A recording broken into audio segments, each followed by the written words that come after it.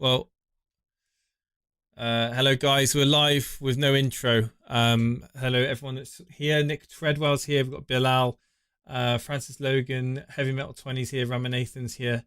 Right. So the games are just over 5 minutes from kickoff.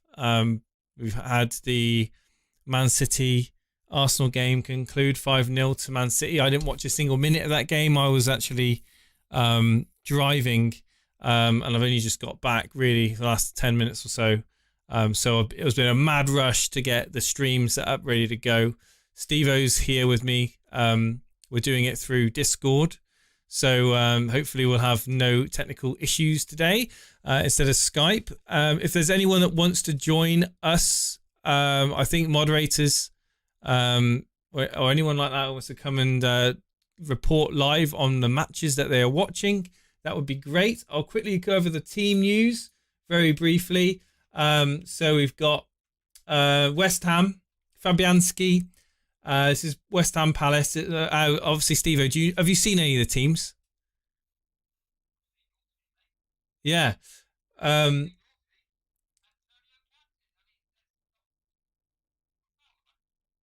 Rolling the dice, my friend. I think they're going to whip Palace. Fabianski in goal, Soufal, Dawson, Ogbono. You don't seem very happy about it. Cresswell, Rice, Souček.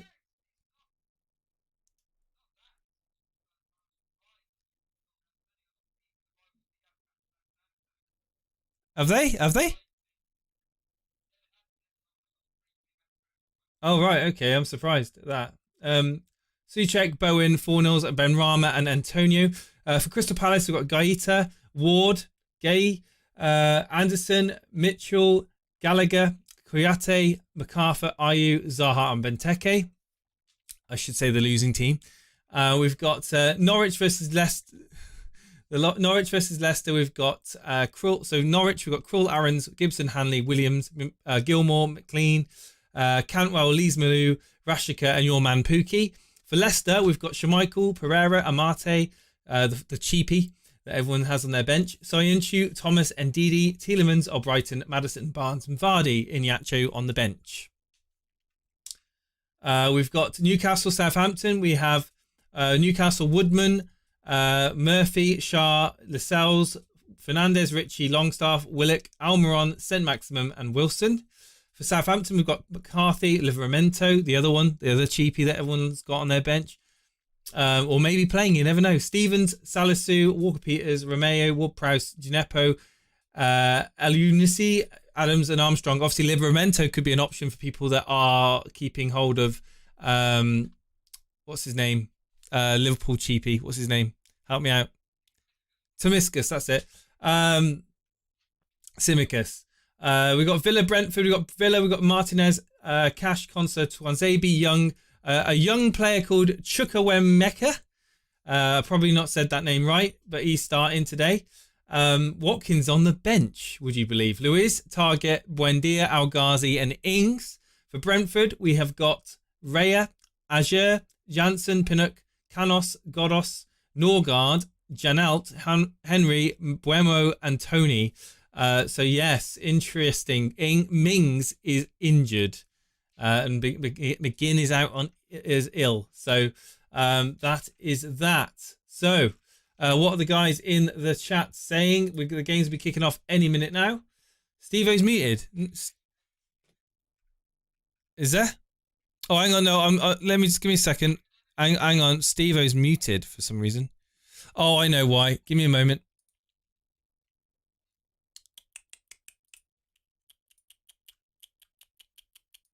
Speak, Steve-O. Hello. There we go. Can you hear me? Yeah, what's the sound quality like, everyone? Yeah, you missed out on the Brighton Everton game, which caused major controversy this morning, especially Brighton Everton. Yeah. Let's have a look. Hang on. The game that we're all desperate for Calvert-Lewin to start, which he has, thank God.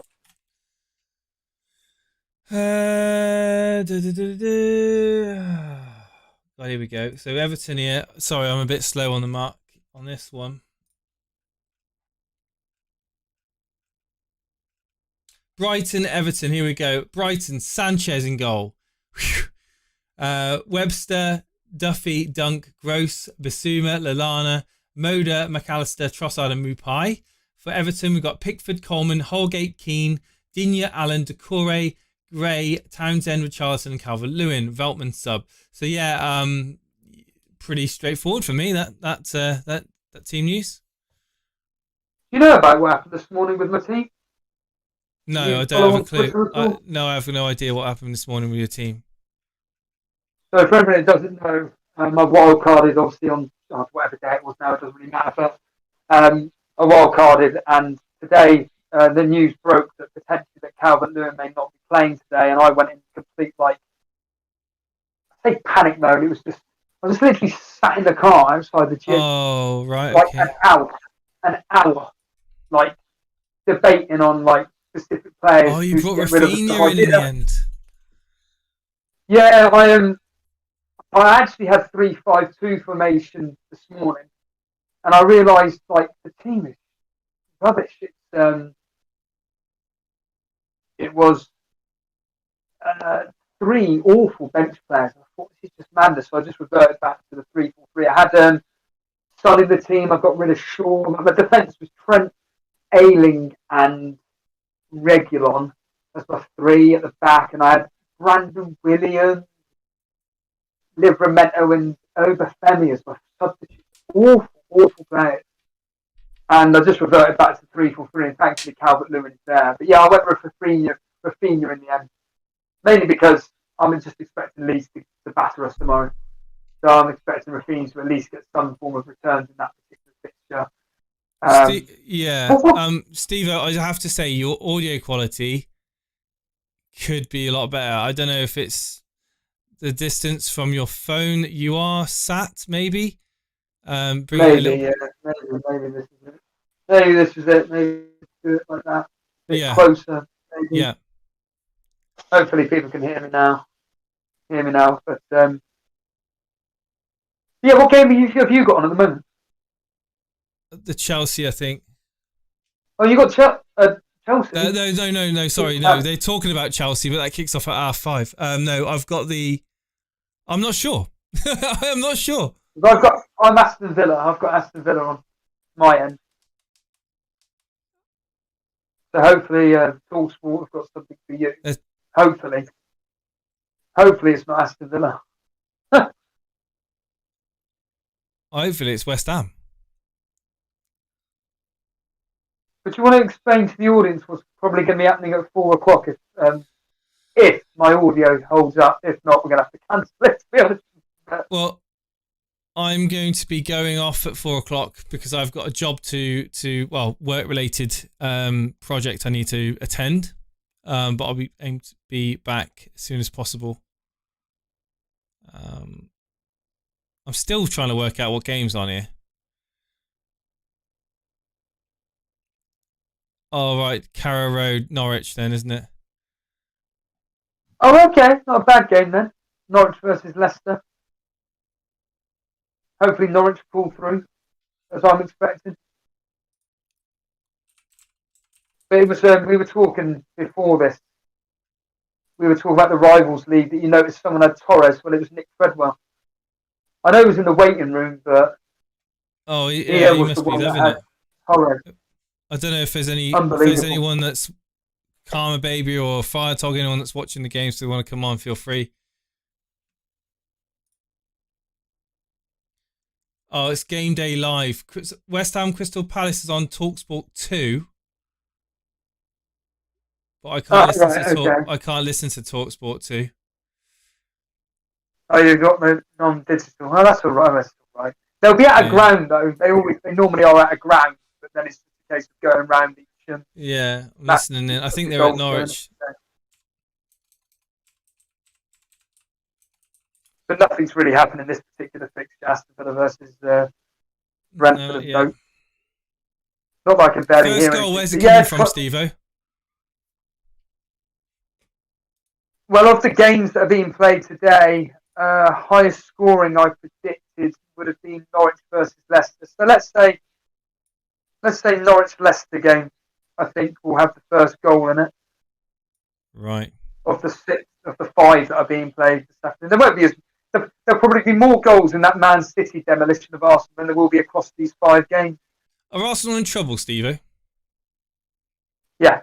I think that there's a small chance, unlikely, but a 5% chance that Arteta may be fired. Genuinely. 5%?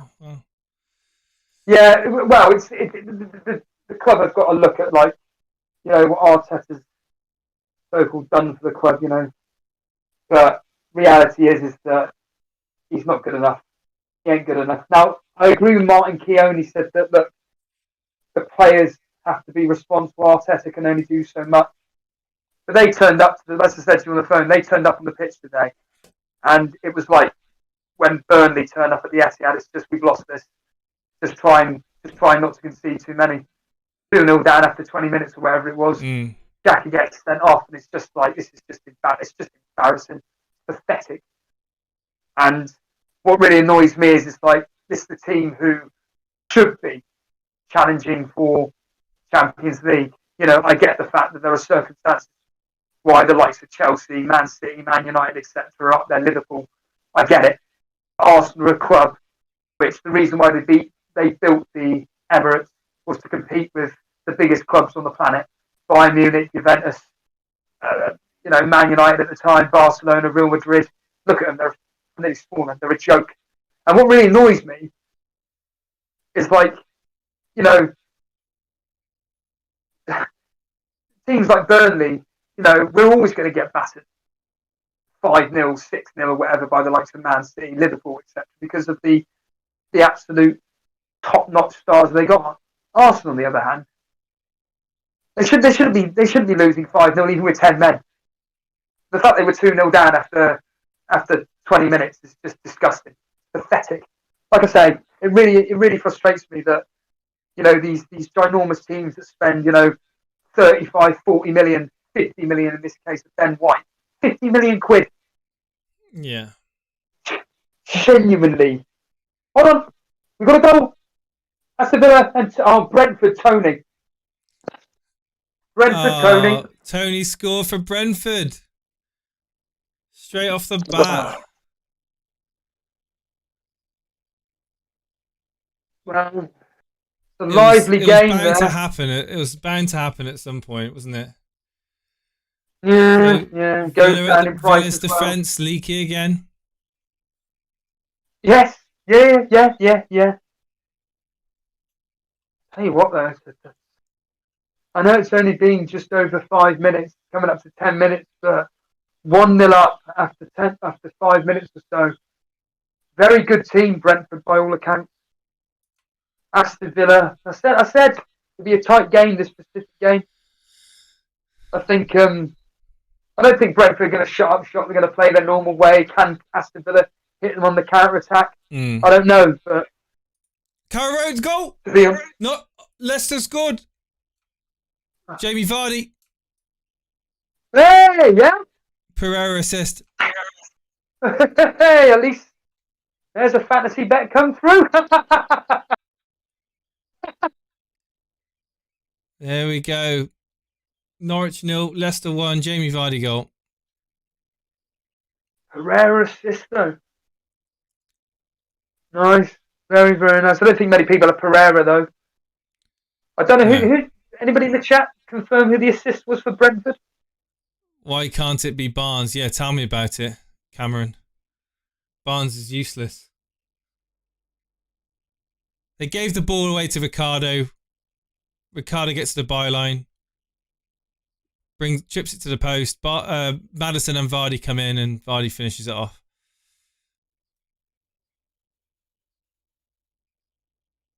But yeah, going back to the Arsenal, I'd love to hear from Dan's point of view, but he'll probably just say, look, it's Man City, we always lose against them. But, you know, I just find like this team is going backwards. It would have been different though. Surely it would have been different if they only lost by 1 goal, maybe 1-0 or something.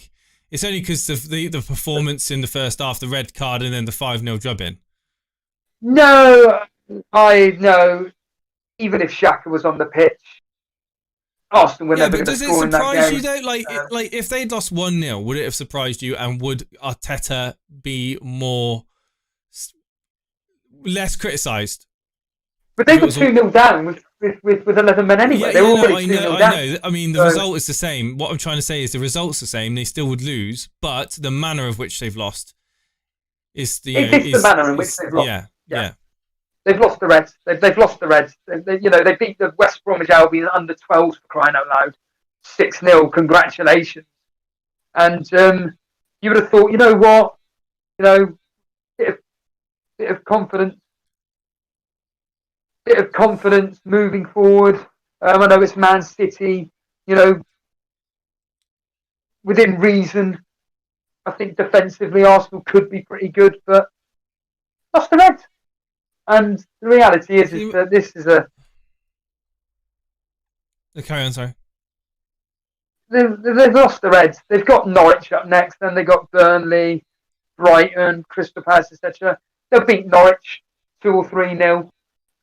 Is that the Emirates? Oh no, Ricardo Pereira is going to have to go off. Oh, okay. What's happened? Looks like Ricardo's coming off apparently.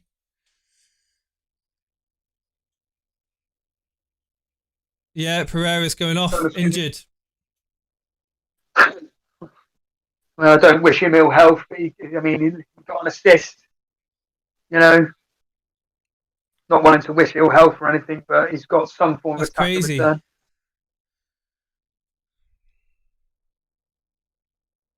It's very unlucky to owners, though. Any owners of Pereira, very unlucky. Yeah, that's true. Be interesting to see who's come on for him. I know they're a bit lacking in defence, apparently. They are. Castagna's come on. Remember him? Castagna, of course, yeah. Firetog's hero.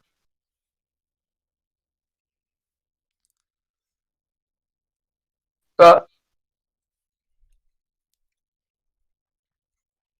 yeah, it sounds like a very lively game here in the Villa Park. Newcastle are doing all right. Started the game well. Wilson, of course, Newcastle, Southampton, yeah. What I put out on Twitter regarding the Man City game, I put on Twitter that the history has come through again. Man City on 3 occasions at the time out of 6, scoring 3+ goals. Made that 4 out of 7. There's been a clean sheet kept 5 out of 6 games for either Man City or Arsenal, mainly in Man City's favour. Well, make that 6 out of 7, albeit a player sent off, but Ings. When Dia scored the Ings assist, damn it. Goal, Danny Ings assist. Get in. That means that your goalkeeper's clean sheet's gone, right? No. I've got the Wolves goalkeeper. Oh, yeah, you got the Wolves. Oh, okay. Well, Raya's clean sheet's gone, so I'm happy because a lot of people got him. Yeah. I believe that's a Danny Ings assist. I'm pretty sure he had the ball. They were saying he had the ball and everything. Here we go. They're talking about it now. Buendia, yeah.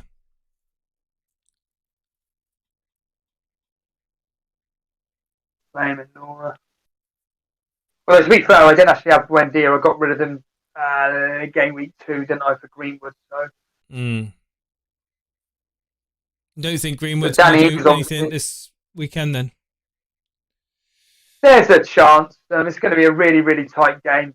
Like I said yesterday, 1-0 to United, maybe another 1-1. But I think with the confidence that with this Ronaldo signing, I'd expect there to be a bit of the party atmosphere for Man United fans. I think that Man United were just too strong for Wolves, and like 1-0, 2-0, maybe Wolves can actually finally score and get a goal. 2-1 maybe, but I think it's going to be a bit of the party atmosphere. And yeah. Isn't that interesting though? Danny Ings, of course, 3 attacking returns, it looks like. In 3 games, 2 goals, 1 assist.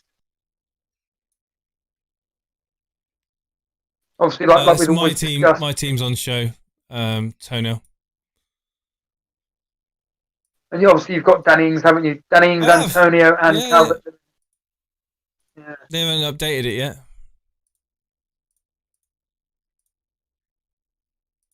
But yeah, the Antonio captaincy. When did you change your mind on that? What sparked the I difference? just looked at the fixture and I thought, it's a real nice fixture for West Ham. They're playing very, very well. And I just fancy Antonio to outscore Son this weekend. So, what about this Tottenham game then? That's a pretty within reason a decent fixture. Oh yeah, definitely it's a decent fixture, yeah. But I just feel that if I had Harry Kane, I probably would captain him. But I wanted to go with a talisman, and I chose Antonio. Yeah. I mean, he's the focus, isn't he?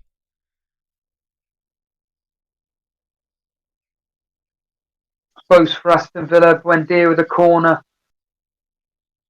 Flicked away. Yeah, like I said, quite a few people, it looks like, certainly in the Torbay Elite, of Captain Antonio, interestingly. I'm surprised at that. Daniel Benson, who's top of the Torbay Elite, he's got, I think it was Diaz and Gundogan, obviously a clean sheet and a goal in there. Which is always, when you're top of things, everything seems to go people's way. Yeah. I think Sai may have captain Antonio. I think he did. Really? I know Dan captain Antonio. Dan definitely captain Antonio. Well, Dan's doing very, very well. Yeah, he started off well. Yeah.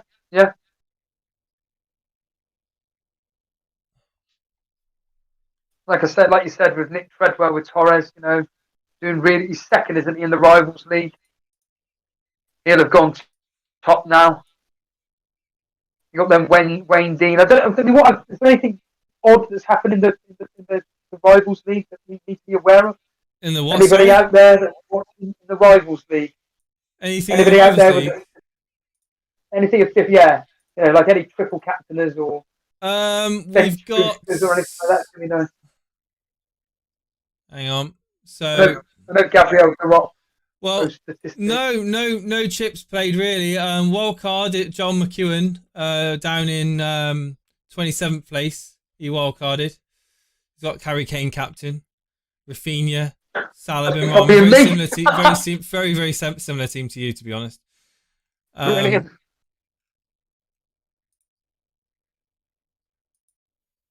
Yeah, I'm surprised the amount of people have captained Antonio. Actually, to be fair with you. Because usually, I didn't really say yesterday, but I always find, I always believe, whenever a player gets a double dip, does really well, the next game they don't perform as well. They may get an attack in return, but they won't be getting the figures that they got. So a lot of people captained Antonio. Actually, more than I realised. Yeah. I didn't realise that you'd be that captained. Well, this was the week where people were saying you could take a bit of a gamble on a captain. Some were mentioning Danny Ings for argument's sake. Antonio, if you didn't have Son or Kane, then go for a bit of a punt. Yeah, top of the league, Declan, Fried Rice, Nick Treadwell, like you said, captain Antonio. He's got Ings currently in play. He got Ferran Torres, 19 points from Ferran Torres. Crazy. 19 points? 19 points, yeah. Yeah, what's that? 2 goals and assist. Trying to work that. That's a 5-10. Yeah, 2 goals, 10. 1 assist, 3, and 3 bonus points, and a clean sheet bonus. And he played played 90 minutes, 2 points for the 90 minutes as well. Absolutely perfect. Hold on. Danny Ings. A great save by Rare. Could have been an Ings goal. Oh. Corner to Aston Villa now. But again, Danny Ings, Yeah, everyone owns him. I don't. Well, everyone in the top 10 does in the rivals league anyway. So really,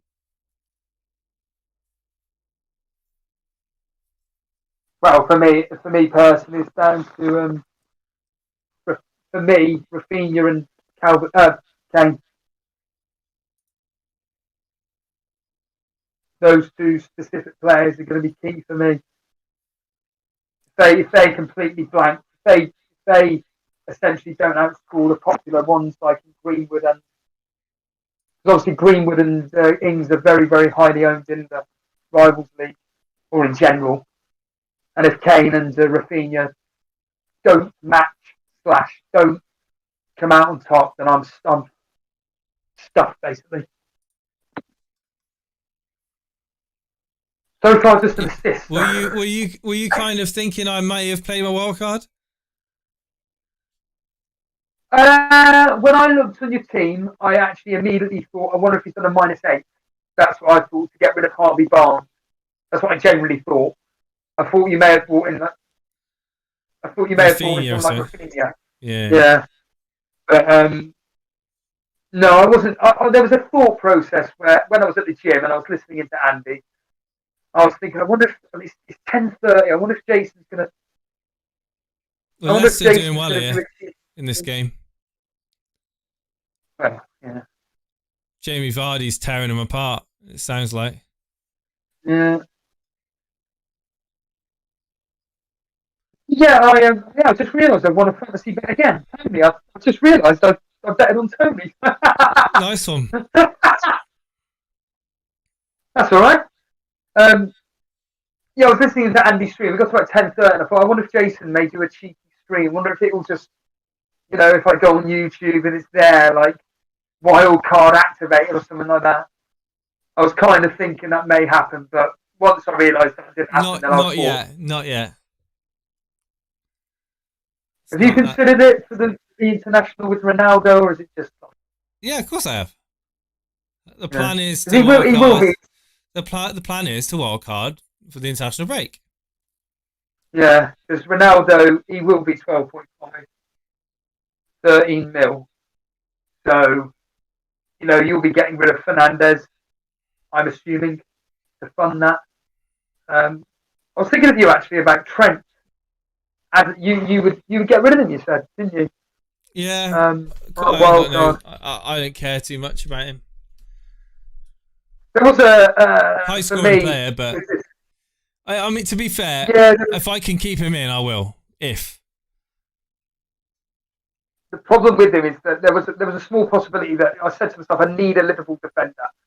Like Chelsea aside, they got really good fixtures, and it'd be madness. But I actually had Robertson at one point, but it's so much money 7.5, 7 million. Even Van Dijk at 6.5, but like I said, I was toying around with the three defenders that I had in the 3-5-2. I've got your wildcard team up on the screen now. It's a good team. There's nothing wrong with the team. No, not at all. But it's just frustrating now. Like, obviously Tony coming through now, of course. Danny Ings coming through. That's two players that got rid of on the wild card. Bilal, I'm nodding my head. Yes, I have. What's that? Considered Matip. Yeah, 5 million. It's a good choice. It's not going to give you any attacking returns, but it's just a Liverpool defender, isn't it? 5 million. I'd rather double up though, if anything, Matip along with Trent or Robertson or even Van Dijk. If I won't have Robertson in my team. No? Oh no, I suppose you did come out with that that line at the start of the season. We're 25 minutes in, Jace. What is it? 1-1 here. Aston Villa Brentford, which I predicted. So 1-1 after 25 minutes or so. 1-0 to Leicester, and it's 0-0 across the board.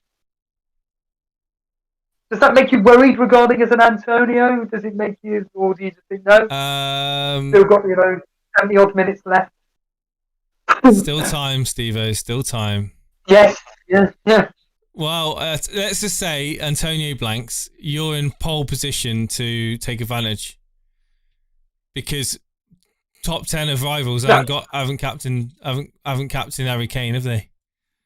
You've got a great captain to pick this week. Look, at the end of the day, in my opinion, Kane's Son are the best captaincy picks this week, and then it's a case of followed by Antonio probably, and then it's just pretty much pot luck on any other player. Jamie Vardy, the Leicester game, you'd be looking at maybe captaining potentially Jamie Vardy, but sorry, I'm just listening to. There's an opportunity for West Ham, but nothing. I haven't had a captain return yet this season, and I've gone with Antonio this week. John Harris says, "Thanks, John."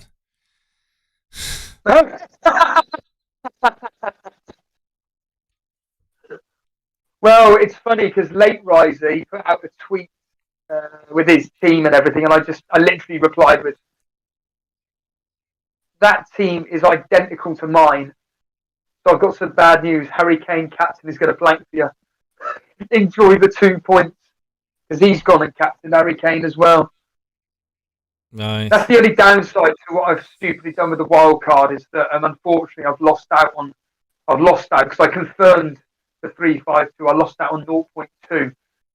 So kind of a bit backfired in a way, but at the end of the day, when you're hearing that DCL may not play, you've got Fantasy Scout reporting it, you've got the Everton websites reporting it, there's a possibility, a very small possibility they may not play. You do kind of go into a bit of a panic. But, I had Saar on the bench just in case, with hindsight, thinking Calvert-Lewin's fixtures afterwards. That's my bus captain. He's my bus captain for next week, Calvert-Lewin against Burnley, genuinely. Monday night football at Goodison Park. You've got Salah against Leeds, Ronaldo against Newcastle, Fernandes against Newcastle. They're going to be, obviously, Ronaldo and Fernandes are going to be the very popular picks. I think Salah versus Leeds is going to be a very popular pick as well. But a lot of people, once Ronaldo's price is revealed, which will be very soon, once he's, what did the official site say was the effect of, once he's signed all the paperwork and everything, personal terms or whatever nonsense it is, that's when they'll release the price. So we're talking the next, some point, maybe today, tonight, maybe tomorrow. I don't know how long these things take, but at the end of the day, a lot of people are going to be ringing Ronaldo. People like yourself, I'm pretty much certain that, you've already said you're hitting the wild card. Ronaldo's going to be in the team. It's going to be really interesting because I think to get 3 premiums, and when I had 3 premiums in my team, so I had Kane, Son, and Salah, I had to sacrifice Trent. If you sacrifice Trent, then you can get a pretty decent team, and that's what I'm expecting you to do. It'll be Trent gone, because you need these premium players. You need at least a minimum of, obviously, 2. But I think 3 would be absolutely ideal because, the likes of Son can always return double-digit hauls. Obviously, Salah, Fernandes, Ronaldo, Lukaku. There's a reason why they're highly priced because they can easily come in with those double-digit score lines, a minimum of 10 points at least, on a pretty much a weekly basis. It's just a case of who do you captain? Well, whoever's got the easiest fixture. When they're playing the likes of Burnley, Norwich, Southampton, Newcastle, or whatever.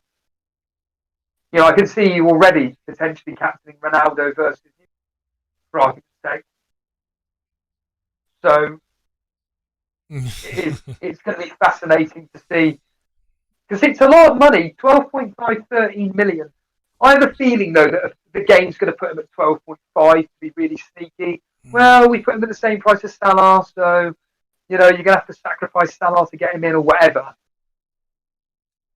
I think they should. Oh, no mind. Sorry, carry on. I really do think they should be bringing him at 30 million just to make things really interesting. Certainly from a selfish point of view. I'd love it if they made him nice and tempting at like 12. 12 would be a steal, wouldn't it? I don't think it would be 12. I think 12 and a half, 13, but yeah. He can't be any more than that. He won't be any more than that. That would be madness. If he was like 13.5, but it won't happen because at the end of the day, he's 36, 37, where he is. Yes, he's a world-class player and whatnot, and he will be getting the goals for you lot. But I still say this. I think that the game against Newcastle, he'll be a substitute.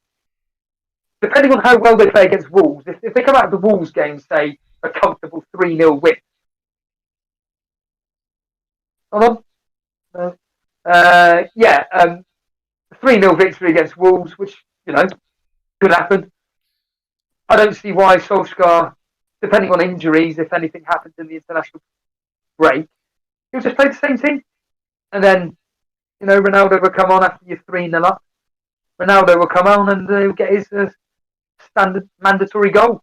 And you'll end up winning 5-0. That's what I predicted today. T-Bird has said that Vardy's missed a one-on-one with the goalkeeper. Oh, really? Yeah.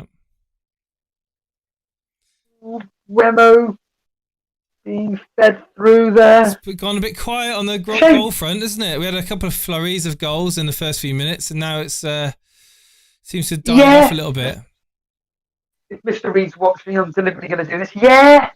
At the end of the day, look, all these matches were going to be tight. I predicted a tight game between Aston Villa and Brentford. To be fair, it sounded quite open. West Ham, Crystal Palace, I was expecting quite a tight game. More in favour, obviously, of West Ham. I predicted 2-0, but it wouldn't surprise me if it ended 1-0, something like that. Everton, Brighton, two pretty solid defensive teams. I know Everton like to leak goals, but Brighton don't really score that many, despite the fact they have scored quite a few. But look at the teams that they played. So I was expecting a tight game, and I think I went 2-1 Everton, but like 1-1, something like that. Norwich, like I said, Norwich-Leicester was the only game that I thought that may have quite a few goals in it. I said 2-1 to Norwich. I said it couldn't even be 3-1 to Norwich, but the way it's sounding at the moment, Leicester are going to end up battering them. And then tonight, obviously, we've got Liverpool versus Chelsea. The goals for me were always going to be tomorrow with Burnley versus Leeds, Tottenham at home to Watford. They were the highest scoring games I was thinking, along with Norwich-Leicester. And then maybe you could throw in the hat, maybe Man City could batter Arsenal. But we all predicted a Man City win. It was a case of how many goals. Well, I went 2-0. Like I said, even if Arsenal had 11 men, it would have ended up at 3 or 4-0 anyway. It's just been a bit more of a competitive competition. That was it. That's all. A bit more of a competitive competition between the two. But other than that, hold on. Chance for Brentford, but it was certainly not a non-FPL asset. I can assure you on that. A non-FPL asset. Well, they're talking more about what's going on in the Championship than what they are in the Premier League at the moment on TalkSport. Well, I remember maybe last season or the season before when we were doing this, we had to leave. We had to finish at 4 o'clock, or I had to finish. I can't remember now. And when it got to 5 o'clock, I had to do a stream on my own because something that happened. Because all the goals were being scored in the second half, and I went, I've got to talk about all this. So all the goals may come in the second half, ironically, when you're away. And I can't do anything. FPL Seb in the chat has said Ronaldo and Lukaku. No way you're going to be able to make a team with Ronaldo and Lukaku in it. Well, that'll be the two. So the Ronaldo and Lukaku up top. Yeah, and then a midfield of like cheapies, like Benrahma, Rafinha. I mean, nothing wrong with that. I'm saying like, what could you stretch to? Maybe Greenwood. Yeah. No, probably not. Could you stretch to? I mean, Harrison. No, you got Rafinha. You have Grealish. Maybe you could stretch to Grealish at a maximum 8 million in midfield with that. Yeah. Although to me, like I said to you on the phone, to be fair, Grealish, in my opinion, doesn't look like much of a fantasy asset. You know, no. I don't think he's quite world class. He's certainly an extraordinary player. He's not quite at the level of world class. He's clearly enjoying his football at Man City. There's no denying that. He's clearly been told. Hang on. Coolio 2foot says that Ronaldo, Lukaku, and Salah is possible. What? It's not. Well, it is. Let me just have a look. Let me just try and make a team with those players in. Tell you what, Buendia's sounding bloody lively. Can't make it up.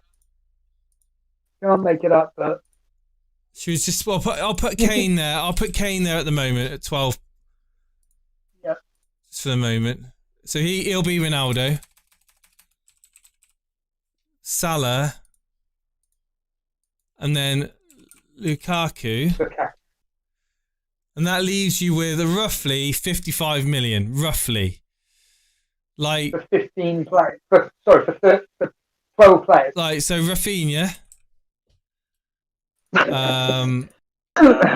Sarr could be a good one. Buendia. Yeah.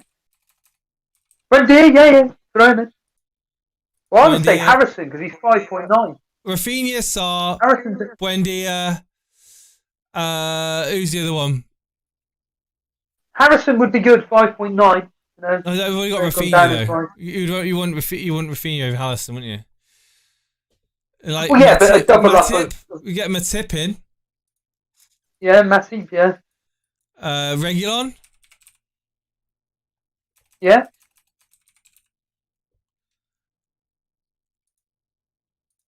Another Shaw. Could you get Shaw? No, Shaw's too much. So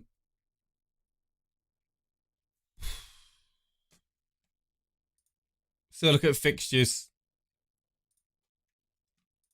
Well, you've got the likes of Wolves, Leeds, I know have got really good fixtures. Watford have got some decent fixtures coming up. Your Liverpool. Ironically, Arsenal. What about Soufal? Soufal, 5 million. Yeah.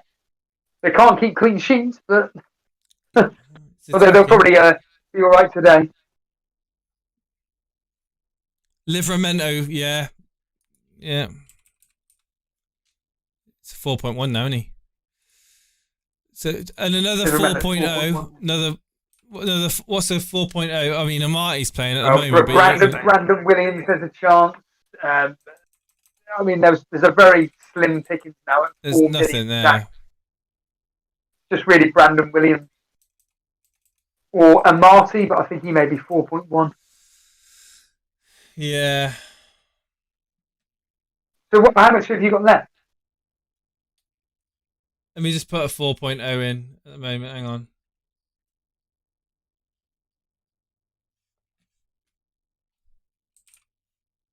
If I put a 4.0, that'll give me 2 players. I've got 13 million for 2 players. Or if I put Davis in, you know, and then I've got 8. Oh, actually, I tell you now, mate. I mean, could I stretch to Son? No, I don't think I could. I'd have 8.6 for a midfielder. I'd play a 3 Fornals goal. Fornals again. There you are. There's your 6 million. Bloody Fornals. Bloody. I'm not going to get anything, am I, from Antonio today? Hold on. Ooh, we've got a goal. Brentford. Brentford has scored. Oh, hold on a minute. There's some confusion here. It sounds like a Brentford player took the ball out of Martinez's hands and scored. VAR are checking, I believe. The on-field decision's a free kick, so Brentford have just had a goal ruled out. Right. But the question is whether the ball was taken cleanly. Out of the goal's not given. Boom! Still 1-1 here. Indirect free. Well, it doesn't really matter, does it? A free kick for Aston Villa. That sucks.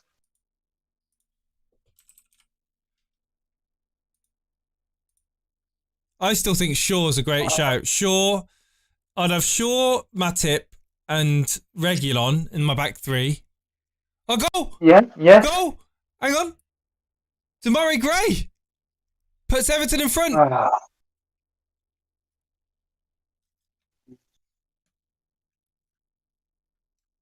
So we got what? Who are the goals coming late on then? I don't know who scored. I got the assist. I'll find out now. Apparently, Antonio got the assist, not Ben Rama. Good joking. No. Fornal's goal, Antonio assist. Ah. Come on, Antonio. Well, I'm assuming the ball was played in, and the Ben Rama's pass was slightly deflected or something, possibly onto Fornel's, maybe. Right. So going back to this team, Brighton are 1-0 up. Sorry, Everton are 1-0 up. Demarai Gray. Going back to this team here, it's possible, Steve-O, to have Lukaku, Ronaldo, and Salah in your team. It is. It's how much money have you got there left in the bank? I've got 8.1 if I bring in Shaw as my third decent defender. Matip, right. Shaw, and Reguilon, and I've got Buendia, Sarr. So I'll be playing a midfield five of Salah, Rafinha, Sarr, Buendia, which I actually love. By the way, this team looks beautiful, and then I'd have 8.1 in the bank. I could get Grealish in. Penalty somewhere. Oh no! Go on. Soyuncu's taken down someone. Norwich, you got a penalty. Come on, Norwich. Please. The referee's gone to the VAR. They've gone to the monitor.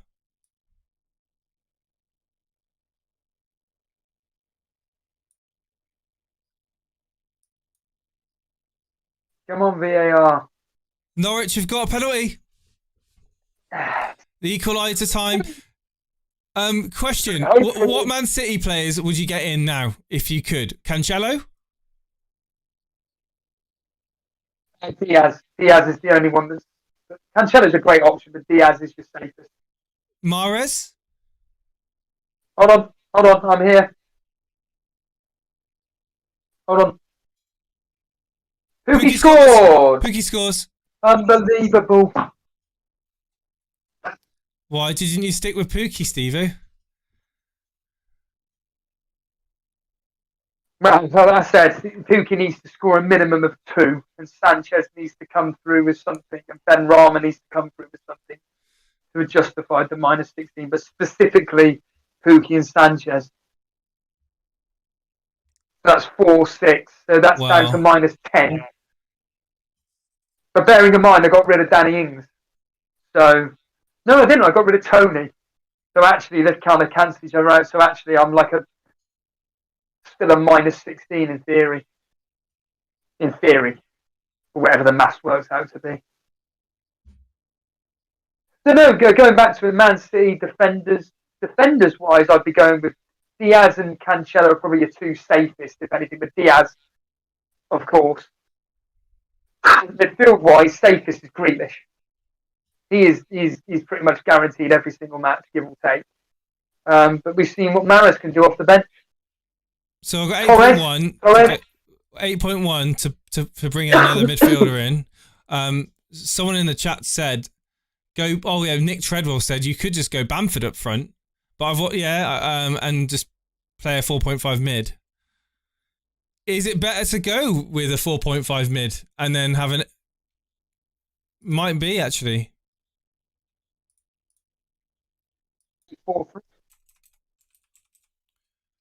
Gilmore.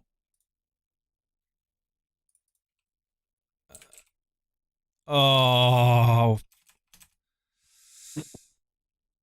I wonder. 1 out or something? Well, I could get Calvert-Lewin in. Keep Calvert-Lewin in. It's okay, hang on. Yeah. Who's your goalkeeper? Sanchez and Steele. Yeah. I might change that. Sanchez and Steele, and then Matip, Reguilon and Shaw. Yeah. Along with Livramento and then whoever, another 4 million. Yeah. And then you'd have a midfield 4 of Salah, Rafinha, Buendia and Sarr. Yeah. And up top, I'd have a Ronaldo, Kane, Calvert-Lewin, Ronaldo, and Lukaku. But have you got any money in the bank at the moment? No, that's zero. Now? That's zero. And that's if Ronaldo's at 12 point. He won't be 12. No. Well, it'll be 12.5, 13. There's no point. Well, if he's 12.5, this is doable. If he's 12.5, it's doable. If Ronaldo is more than 12.5, I don't think it's doable. Because all I would do is I'll downgrade Shaw to a 5.0. That's all I would do. It's quite frightening, isn't it, when you think about it? Hearing you say that out loud, it's pretty. But who would be your fifth in that 4-man midfield? Who would be your fifth? Gilmore for Norwich, 4.5. So you can afford a 4.5. Wow. It's actually really nice. It's 3-4-3. I mean, the team is quite amazing, to be fair. I mean, yeah, I agree. You got your guaranteed starters. Yeah, short to Falconer. That's Kane. That would be Ronaldo, literally.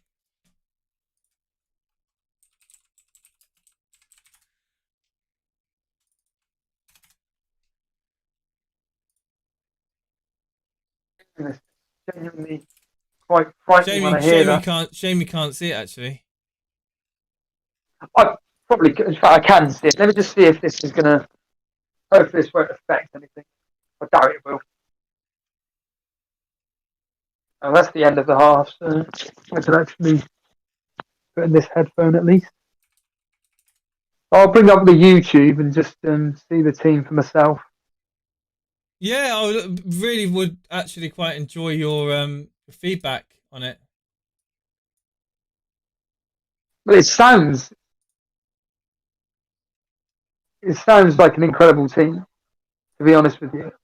As it stands right now, it sounds extraordinary. But so you're saying that if Ronaldo's 13 million, you could be potentially unable to do it. If Ronaldo's 13 million, there's a good chance I can't do this. If he's 12.5 or obviously less, then it's a very high chance. Yeah. It's that is. I can load up in a second. I mean, it's pretty decent. Scares. Yeah. Non-playing bench. Like I say, Gilmore play. Gilmore play. Livramento will play. Yeah, exactly. Yeah, that's all that matters. Two out of 3 will play. Yeah. And that's all you really care about, really, because you're Lukaku, Ronaldo, and Calvert-Lewin. Bloody hell, there's nearly 200 people watching this. Really?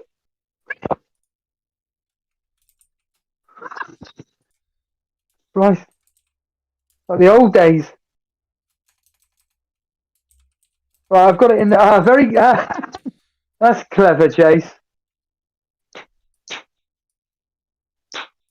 Very clever. Very clever. That team is frightening.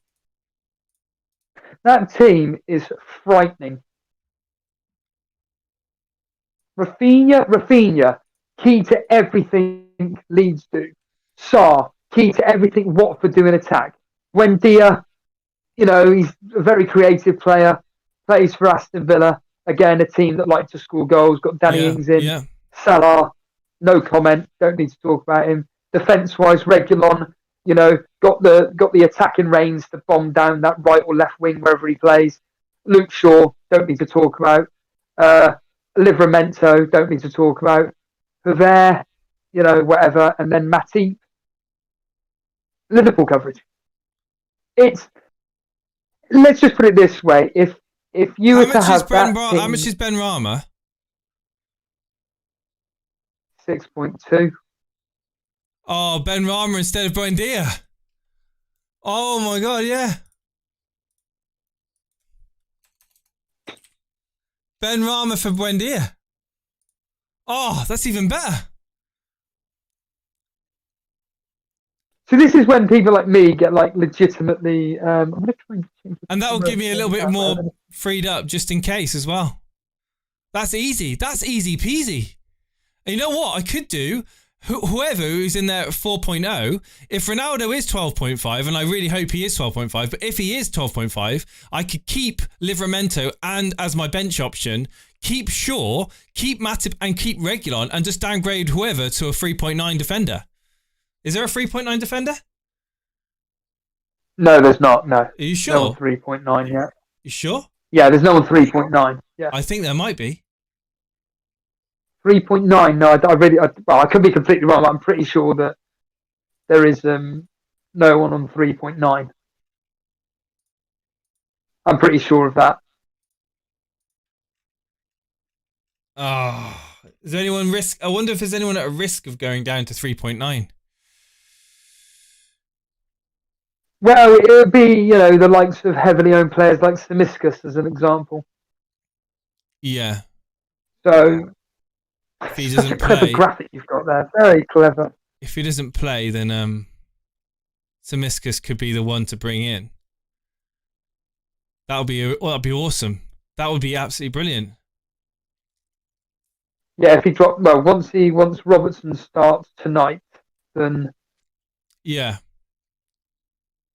That team is looking pretty fire.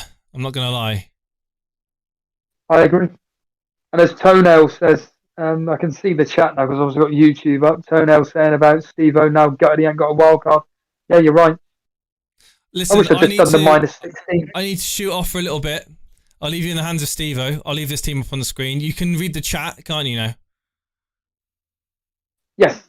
Yeah. Awesome. I'm about 2 seconds behind. I'll see you in about an hour, all right? Just over. Yeah, cheers, right, bye.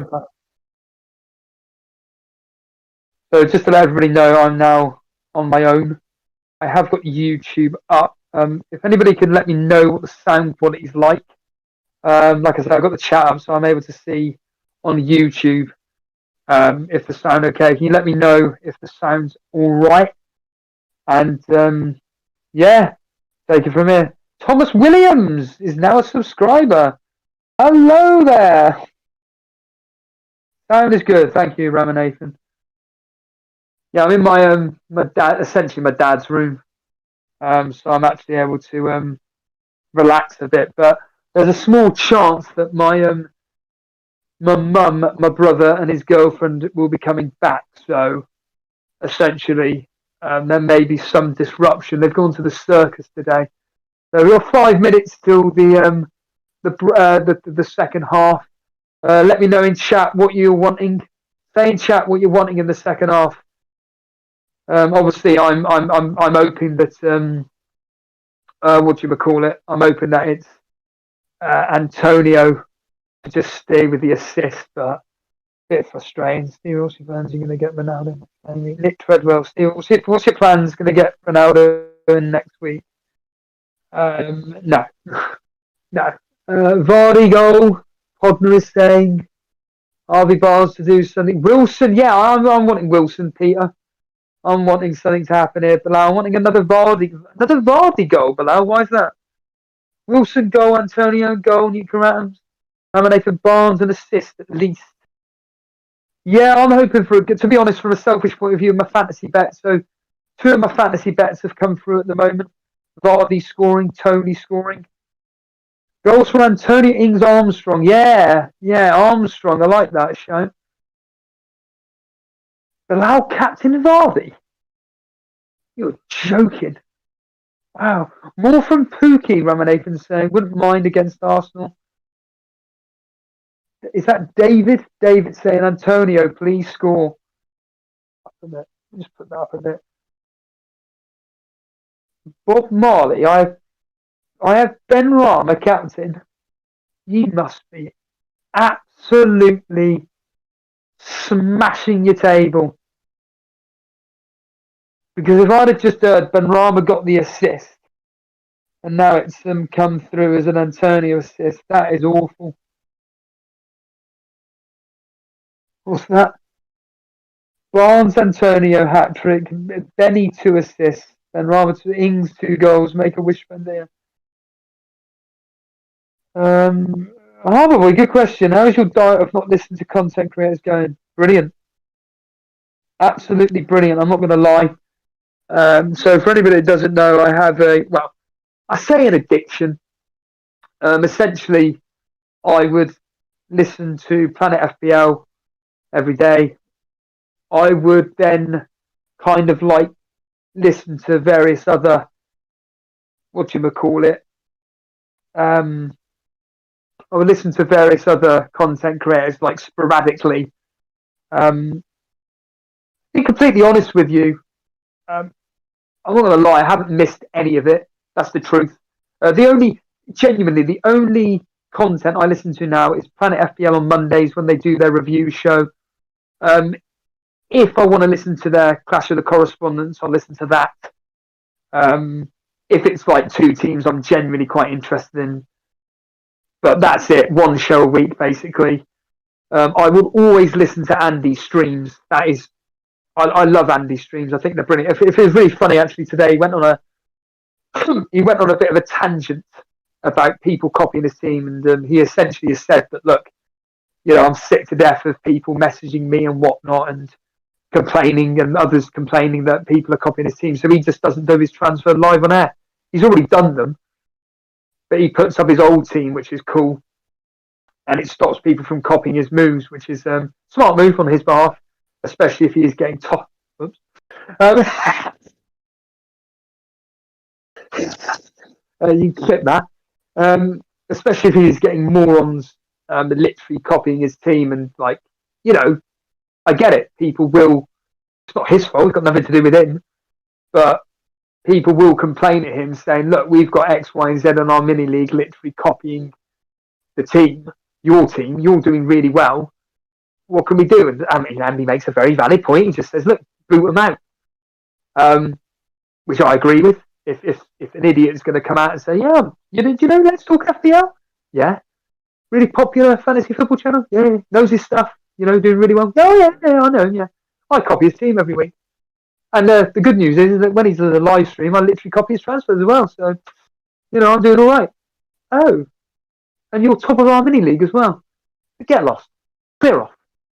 It's like I've noticed occasionally, like when I'm on YouTube, for argument's sake, I'll see the odd FPL. When I type in FPL on the TV here, usually it's the big names that pop up. So it's Andy, it's FPL Mate will pop up, and FPL Mate, I'll put his thing, and I didn't realise how well he was doing. He's like 4,000 in the world. I think he's 4,600th in the world. I believe he captained Antonio. I'm assuming he went through with it. Again, it's content I don't really watch. I just kind of I'm not going to lie, I just kind of skip through it and stuff, unless it's like a subject matter I'm interested in. Like I said, I don't really listen to Andy's, well, I never really have listened to Andy's like short form videos. Although I did actually watch his Ronaldo one yesterday. That was quite fun. You know, the sporadic content creators that will, you know, put out a stream here or there. You know, it's always good fun and everything. And but when it comes to actual videos about advising what to do and stuff, me personally, doesn't really interest me. And how does it affect my decision making? To be honest with you, for me, it's quite easy because my mind isn't clouded with various things. And you know, ironically, this is the irony. I actually went to do the reason why I went to panic mode this morning. It's got nothing to do with listening to Andy's stream. It actually was more to do with the fact that essentially I turn that down a bit. Essentially, I went onto Twitter to upload a video about my wildcard, and basically, I saw the news that someone had posted about Calvert-Lewin, and I was just like, "Is this a joke? Is this a genuine joke about Calvert-Lewin potentially not playing?" And I just kind of, like I said, I went into a bit of a panic mode, and which was a bit frustrating, really, because it meant that basically that I was like, right, well, I don't want to do a wild card and have a player that may not play and whatnot. So I was like, right, how do I counter this? And I literally spent like 45 minutes or so in the car,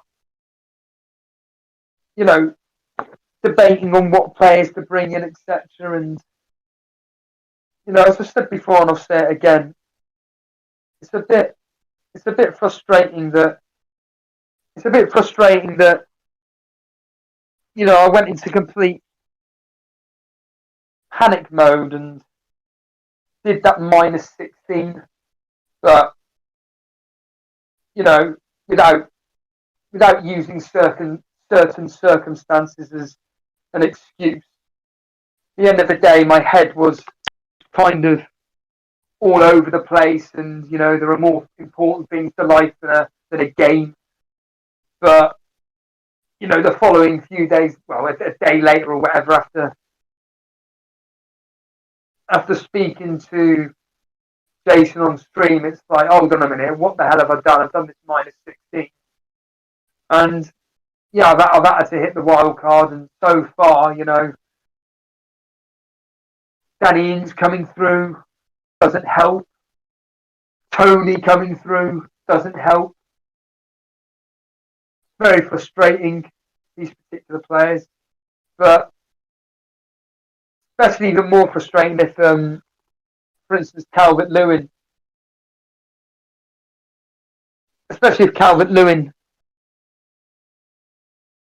does absolutely nothing.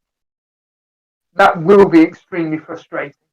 That will be extremely frustrating if Calvert-Lewin doesn't come through, but whatever. At the end of the day, you know, I hit the wild card now, and the majority of the decisions were my own making. You know, the likes of Kane coming in, looks like he's now happy just to get his head down and perform for Tottenham, start scoring the goals, get them in the Champions League. You know, Trent, I've got to have, but I mean, it's funny because, like I say, Jason's a very, very, very good fantasy football player. There's no messing about with that. And when like you've got the likes of him doing a jokey wild card that's up on the screen at the moment, it's a tough one.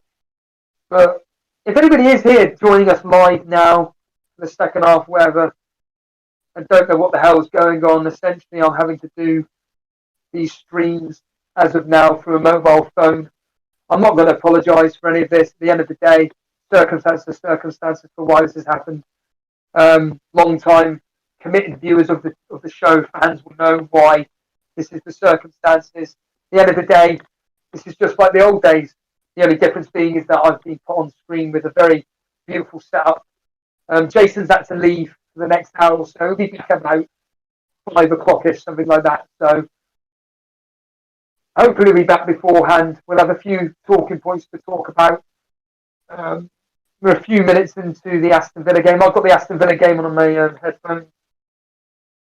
So I'll be able to keep you updated on anything else that happens. But I can't read chat.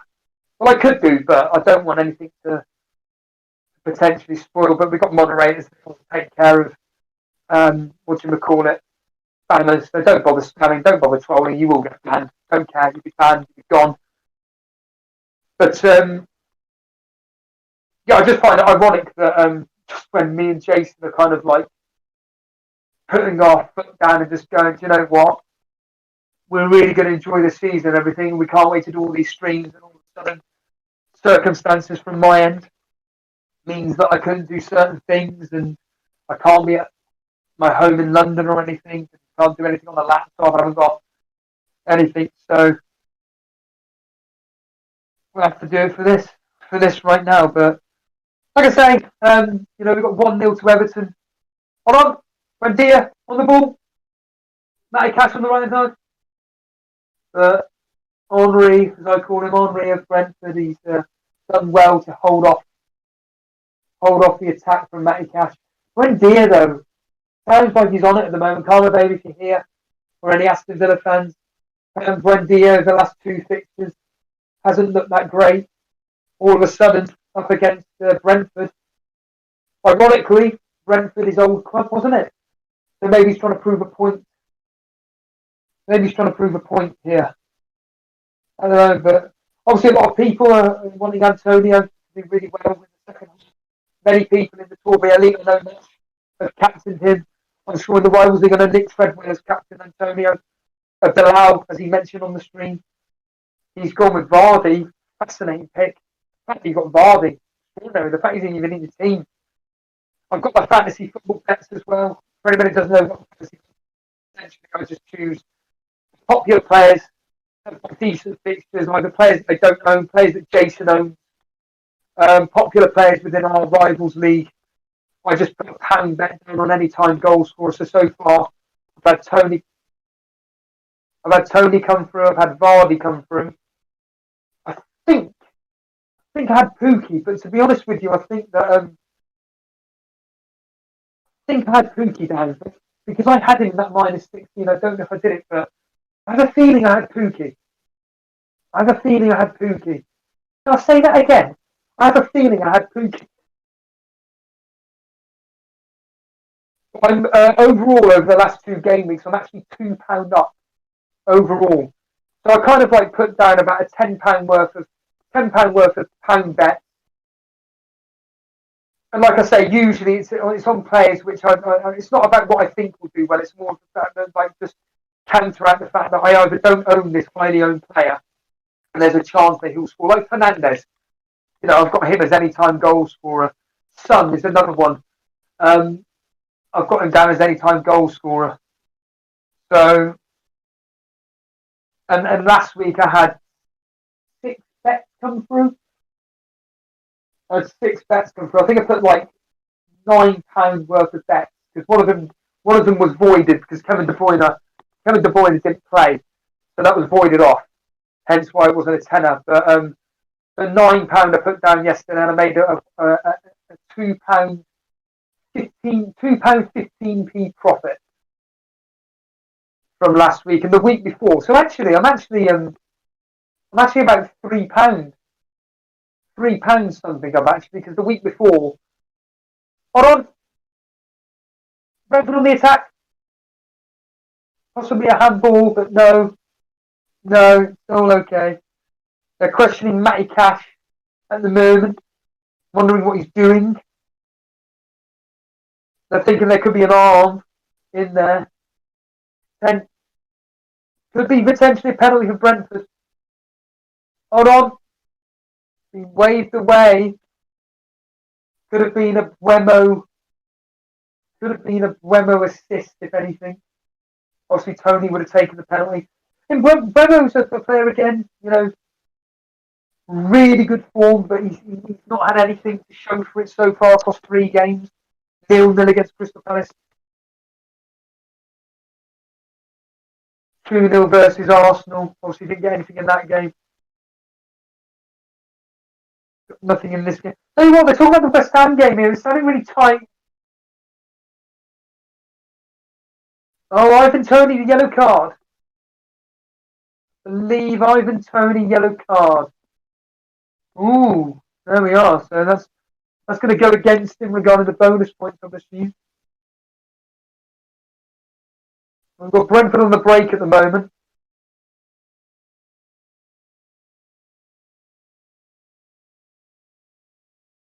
Yeah, but like I said, without wanting to repeat myself, but it's true. A lot of these games, that I'm not saying the same thing over and over again, but I do pride myself in my predictions. I may be out by a goal or two and whatever, but at the end of the day, if it ends Norwich 1, Leicester 1, I'll be like, you know what, I did say that Leicester, obviously I haven't watched the game, I'm not hearing anything about it, but despite what Jason said, the fact that they're reporting that Leicester are quite all over them, at the end of the day, if it ends 1-1, a point's a point. And they didn't get the 3 points against Norwich when, it's a team that they should be targeting to get the 3 points. Like I say, I predicted 2-1, but well, we're here at the Annex. Brighton apparently come out with Oh, interesting. So Brighton have come out with purpose and Veltman has come on. Veltman has come on at the half time. That's interesting. So Veltman has come on. I don't know what it means for anything, but the fact that he's now started, I think he's gone down to 4.4, is that right? So it's funny, this time last week I was actually listening in the car for Jason's coverage, and I don't know why I'm asking this because I can't even see anything on the chat, but I always find it interesting knowing what. Oh, Ings in the penalty area. Oh, he tries the size of a shot, but he's got the ball back on El Ghazi.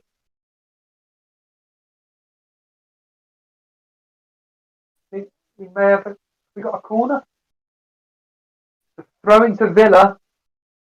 Throwing to Villa on the attacking half near Brentford's box, and it's come to nothing. Come to nothing. And now Villa are in possession. Offside free kick to Brentford. Again, I was in the car, and it'd be interesting to know, I'll do it, what's his name? Giovanni Batiste? Giovanni Batiste? Oh, Craven Cottage. I'm back in the old day mode last year. But, anybody watching this if anybody's watching this on the replay, which anyone's down, let us know you're listening to this. But be interested to know how you guys are listening to this live now. Like I said, I was in the car last week. I don't know, there's something about it when you've got something on the line. You've got particular players playing and whatnot, and you're always waiting on whoever's speaking in the Discord, or more prevalently and more importantly, the fact that the host is kind of trying to tell you what's going on, especially when it's just via radio. Obviously, me and Jason on 2 different stations. I'm on 5 Live, Jason on TalkSport. Unfortunately, you can't get the game. They are broadcasting Carrot Road. And we try and bring you the information as quickly as possible. As you can imagine, we try and pinpoint how the assists are coming about and everything. But so far, from my point of view, Danny Ings' assist is a bit of a kick in the teeth. Tony scoring, I've got the bet through at least. That was a boosted bet as well. Usually with a boosted bet, it usually means that the odds are slightly a bit more in your favour, which is cool. I think Jamie Vardy was. We got to come on, Jason Park. Newcastle have scored. Who's it going to be? Callum Wilson. Oh, I think that's money for me. I think that could be. I think I put Callum Wilson down. I think 1-0. Jacob Murphy is, I can tell you that for a fact. Jacob Murphy assist, Callum Wilson goal. And I think I put a bet on it. I think he was another player that I was bringing in this morning. I said to myself, well, you can see it on the Twitter. On Twitter, I made the point that, look, at the end of the day, Aston Villa on the attack, it's just Newcastle's fixtures. But at the end of the day, you know, if the goals are going to happen at Newcastle, it will be through Callum Wilson or St Maximin. End of discussion. They're the only two people that are going to score for Newcastle. Everything's going to go through them.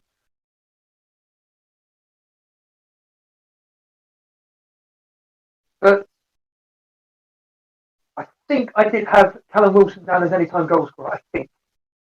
I know I had Shay Adams and Adam Armstrong. I know that for a fact that I had them down as anytime goal scorers. You may be wondering why. You know, at the end of the day, Newcastle can't keep clean sheets unless they're playing Burnley. And hold on, penalty at Brighton. Penalty for Brighton, for Everton. Everton have got a penalty. Calvert-Lewin, can he step up? Yes. Veltman brings down Seamus Coleman of all players.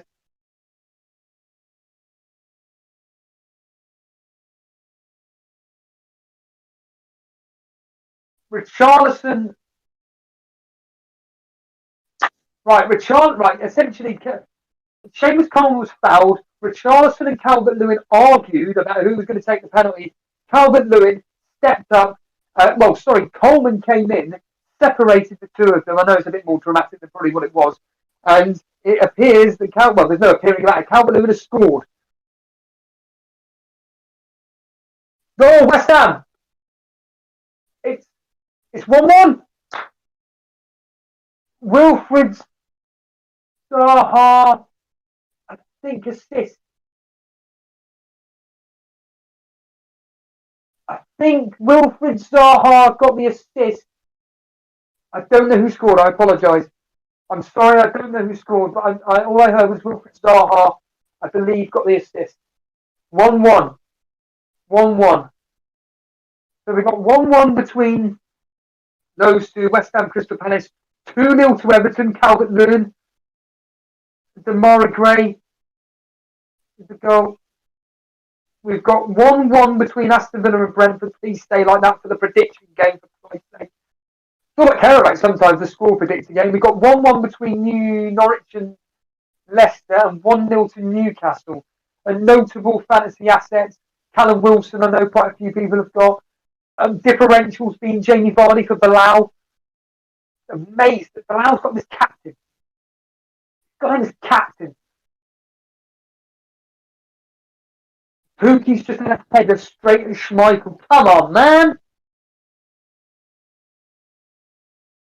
Very loud at Villa Park, I can assure you. I'm going deaf in one ear. The irony is, of course, if Jason came back any minute now, I'm not going to have a clue that he's here. I'm essentially going to be putting my headphone back in for Jason at about 10 to 5 or something. But Harbour Boy, you'll be pleased. All the Villa fans are coming together. This is what brings football fans out, isn't it? It makes the matches so much special. Oh, and Wemo. Oh, Matty Cash, yellow card, sorry. I thought he fouled Wemo. So Wemo was fouled. It was Matty Cash that got the yellow card.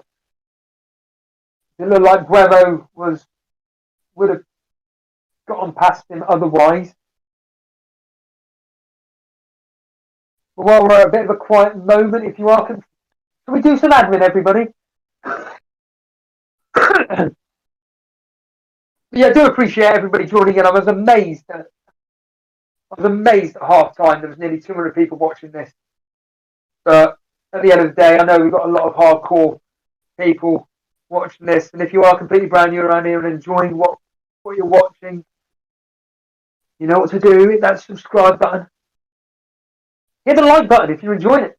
Hit the dislike button. Who cares? Funny because Andy addressed that, actually. He was like, hit the dislike button.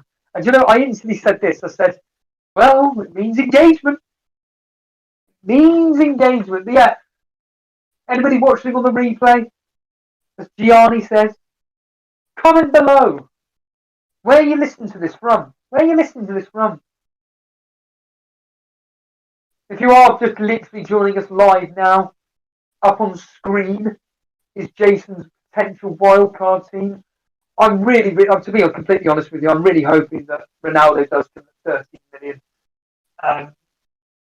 Just to cause a few headaches, even though Jason's proven here that you could probably get in Ronaldo along with Lukaku and Salah. And that team up on screen is frightening. I'm not going to mess about. It's a frightening team. What I'm going to do is I'm going to deliberately turn on the TV just to run through that team. I know it's Sanchez and Steele, Matip, Shaw and Reguilon, is that right? It's a 3-4-3 with Benrahma, Rafinha, Sarr and Salah, with a front three of Calvert-Lewin, Lukaku and Ronaldo, which is it's disgusting.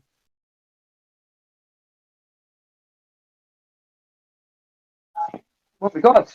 A debut. Carne Choclamenta is coming on for Aston Villa. He's 17 years old.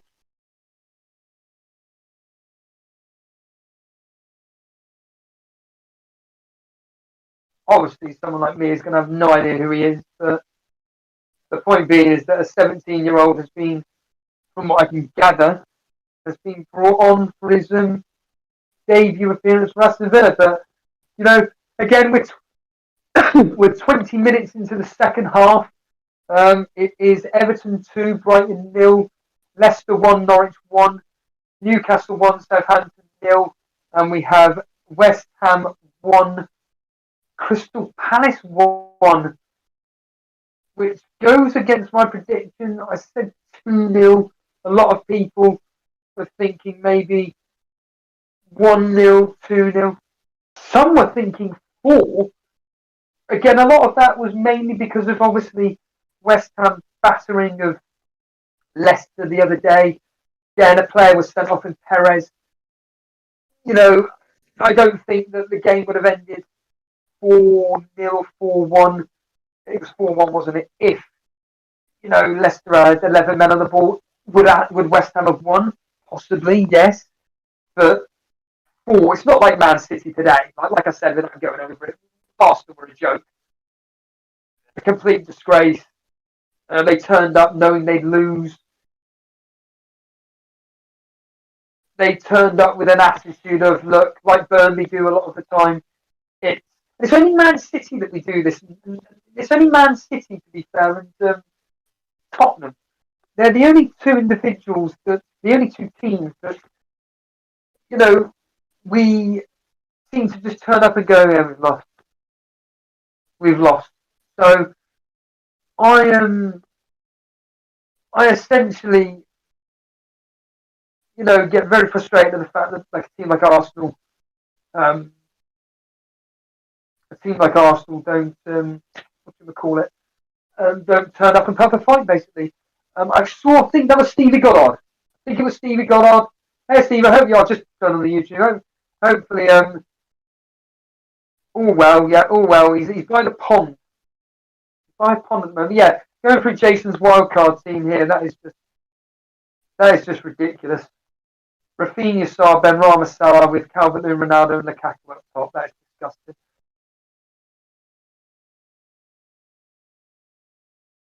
Arsenal clown show podness. Yeah.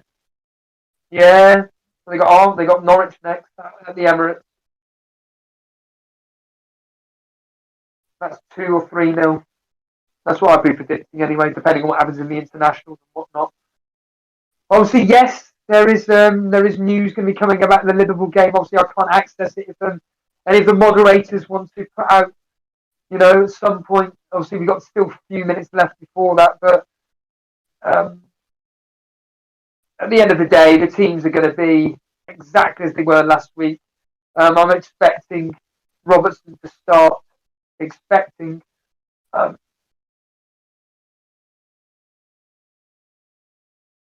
on. Crystal Palace are now actually on the shall we say, the ascendancy. All I can say is that. Yeah, I'm expecting Robertson to start. And Chelsea will be exactly the same, pretty much. It's maybe in the defence they may change up a bit. Maybe Chilwell could start. I don't know what his circumstances are. Maybe Chilwell could start. But certainly, it'd be from I imagine it would be Firmino, Mane, and Salah up top. I think Firmino for his work rate. It's going to be a really tight game. Thankfully, I can watch it like I was able to watch the Arsenal Man City game. So,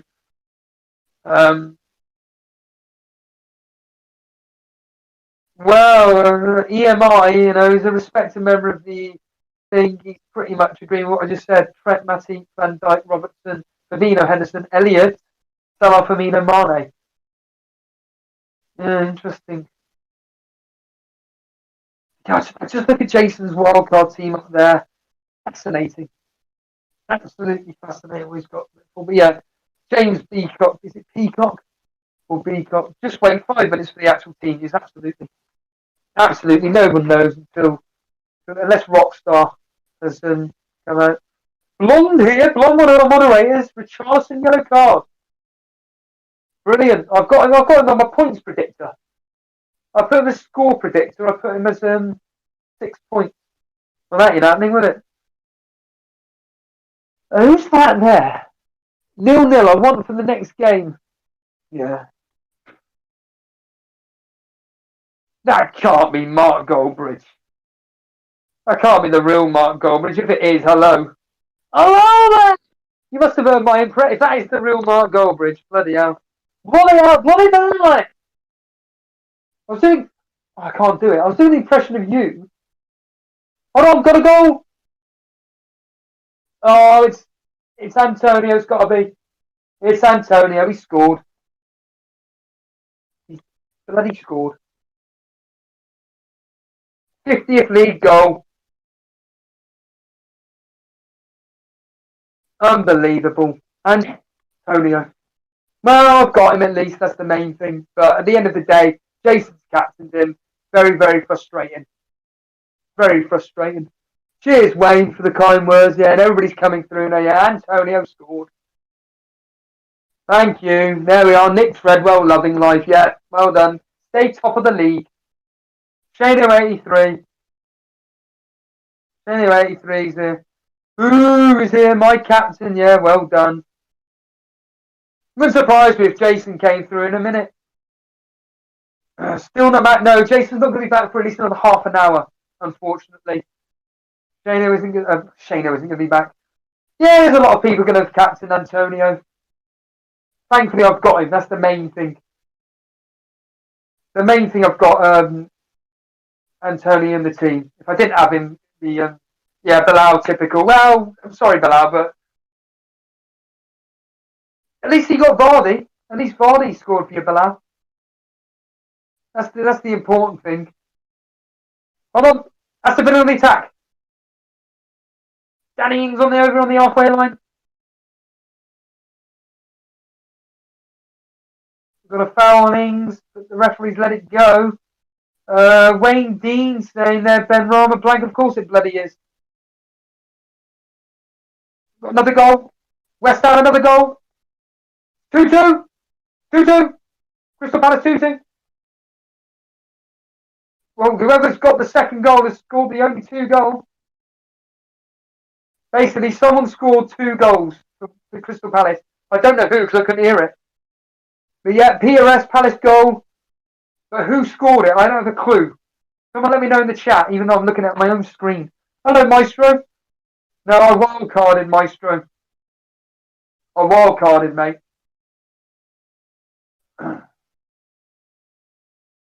It's not. I'm just going to show you now. It's Gallagher. Gallagher.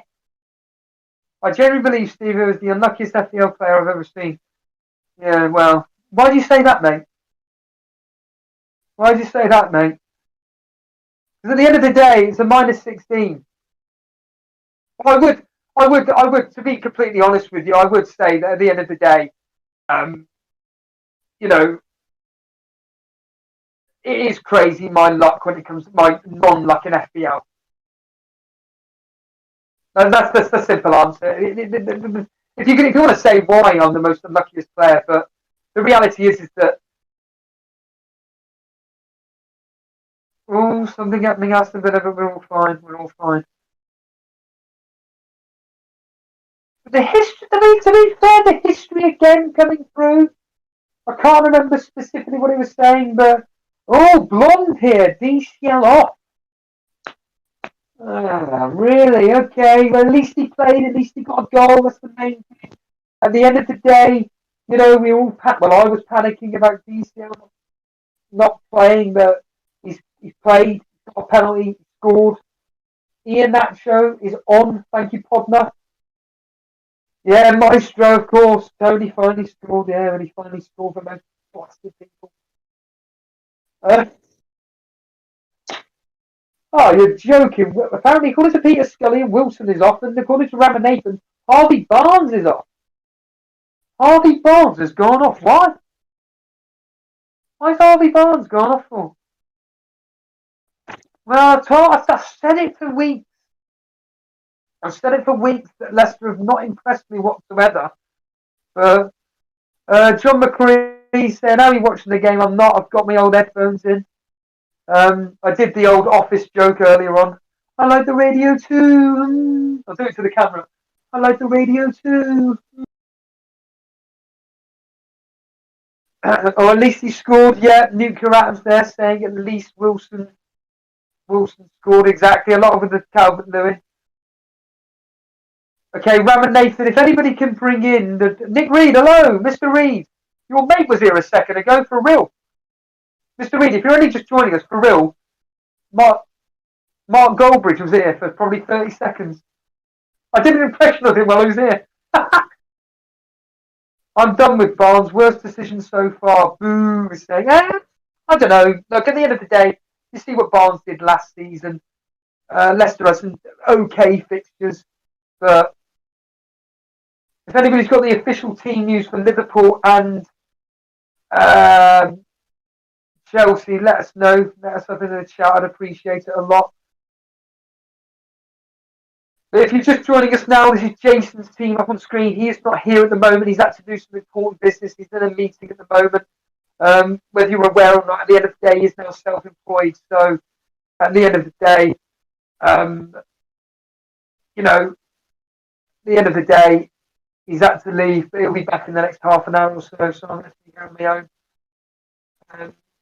Thank you, Josh. Apparently, Elliot starts. No Jota, but Robertson starts. Thank you, Bilal. Mendy, Aspilicueta, Christian, Rudiger, James, Jorginho, Kante, Alonso, Mount, Lukaku, and Avert. Yeah, as expected, same team as last week. FPL Maestro saying Salah versus Alonso will be fun. Yeah. Hold on, we've got a goal. Southampton has scored. It's a scrappy goal. Come on. Alanusi. Who the hell's that? Southampton has scored. Alanusi. Who the hell's Alanusi? Whoever that is, he scored, but I was hoping that West Ham killing many people bets. Yes, 2-2. They could get a goal. Just to let you know, the history was suggesting 3-2. The West Ham have won 2 of the games 3-2. So he raged in the cup games, 2 goals and 3 assists. Thank you. So the team news. Thank you, Nana saying Allison, Trent, Van der Vaart, Van Dijk. Sorry, Matty, Robertson, Fabinho, Henderson, Elliott, Salamano, Firmino. So yeah, there we are. FPL Maestro saying Ilanusi did really well in the cup midweek for Southampton. Cheers, that dude. Appreciate it. I didn't bet on him though. I need him to score. I need Adams or Che. I need Adams or Adam Armstrong to score. Che Adams, Adam Armstrong. So, Aston Villa on the attack. In towards Bendia. Now we move away from thingy. So, Shane 83 confirming there's been an Ings yellow card. So that's what down to 4 points. Obviously, Danny Ings getting the assist today. I did have him as an anytime goal scorer. So far, my anytime goal scorer, I believe, Wilson. I'm sure I put Wilson down. I bloody well hope so. You've got Pookie. I'm pretty sure I put Pookie, but I can't remember now. I bet I didn't. Vardy, though, I know for fact. Tony, I know for fact. Who's that there? Need Armstrong and Ings goal. Mo Salah. Hello, mate. Mo Salah. I'm sure you're in the Rivals League, aren't you? Shano's there. Rivals League. There are many people here watching that are obviously in the Rivals League. Nick Treadwell being top, still dominating the top. 19 points from Torres. Eric saying, I captain Kane over Antonio. Praying Kane scores. I've got some bad news. I captain Kane. So he's going to do nothing. But to be fair, I have said all along, at the end of the day, yeah, Nick, of course you would. Yeah, Ben Rama, I'd like to do something. Yep, I agree. Ben Rama to do something. Nick saying I'd love to have another Antonio goal. Like I said, the history suggesting 3-2 for West Ham. Twice West Ham have beaten Crystal Palace 3-2. Ramanathan, the game I didn't watch for the three fingers as most of the goals. Yeah. But yeah, I did say that. Look, at the end of the day, Kane, Son, Antonio were really, really good captaincy picks this week. So at the end of the day, Crystal Palace out of form, conceding lots of goals. Watford away from home against Tottenham in this specific case. Tottenham do like to play teams like this at White Hart Lane. We've seen some of the score lines that they've had against the more poorer opposition. I'm expecting 2-3-0. You'd like to think Kane starts. He's going to get something in that game. We'll see a lot of people have captained Son. Nicola saying I'm still chuffed that Wilson and Antonio go. Yeah, absolutely. Yeah. Mo Salah saying I'm sure many people have captained Ings as a get possible as a completely forgotten the word, as a punt. Nana saying Barnes to star and maybe Ings to DCL. Oh, toenail, absolutely. If Antonio scores again, there will be limbs everywhere. Oh, we got a goal. Leicester scored. I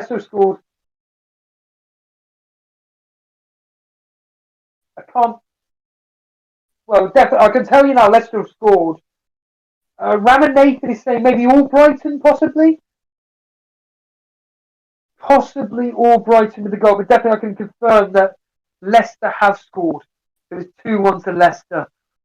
I'll tell you what, that's a damning result for Norwich. These are teams they should be targeting to get something out of. There's 5 minutes or so to go, just over. Peter Scullion, it was all Brighton. All Bilal. Damn you. Vardy assist. Son of a bitch. As Peter Griffin would be like, you son of a bitch. Damn. Well done, to be fair. How Brighton is on the pitch longer than Barnes. Oh, did All Brighton start, did he? All Brighton started. Well, at the end of the day, Barnes is not really showing much. Can people hear me? I think the stream has gone down. We're back. We are back. If anybody can let me know. Oh, Bilal's got me in the head-to-head. We should be back. I don't know if you've been hearing any of that, but Leicester no longer 20th. Nick Rams is saying, yeah. Back is gone. At least we are back, yeah. Welcome to the real world. Yeah, I think I'm going to have to turn off the TV. I've turned the TV off now. the end of the day, the internet here is appalling. Really, really bad. If you are joining us and wondering what's going on, Brighton 0, Everton 2. Do you know what? I don't even know. One minute. Let me just quickly go for the fixtures here. So we had obviously Man City demolishing the pathetic Arsenal team 5-0. It is Aston Villa 1, Brentford 1. That's score predictor coming through. Hopefully that stays the same. Brighton 0, Everton 2. I need Brighton to score to get me that score prediction right. But yeah, at the moment, Brighton 0, Everton 2. Everton finally keeping a clean sheet if they can hold on. Newcastle 1, Southampton 1. Now, on the score predictor game, I actually put 2-1 to Newcastle, but on my notes, I put 1-1. It's Norwich 1, Leicester 2. I predicted 2-1 to Norwich. It's West Ham 2, Crystal Palace 2. The big headline is the fact that Antonio has come through with a goal and an assist. Is it a dubious assist? I don't know. We can only find out.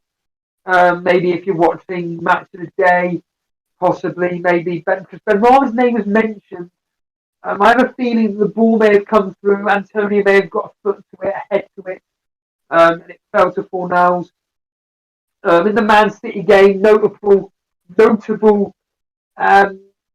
point scorers there. Really is Torres coming through.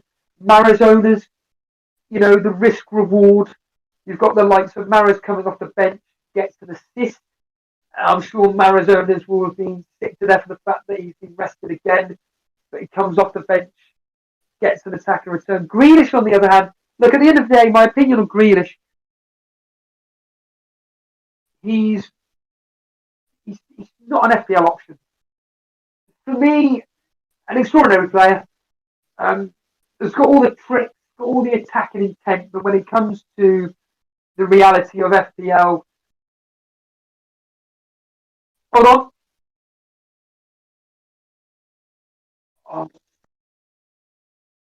Could have been 2 at Leicester, at Norwich, sorry. But it sounds like the Queen just at the near corner.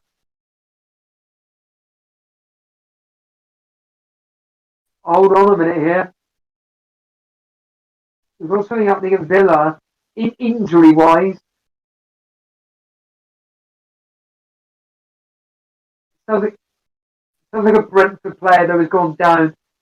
They're limping. Well, it could be an Aston Villa player. It's definitely a Villa player. Sorry, I apologise. It is a Villa.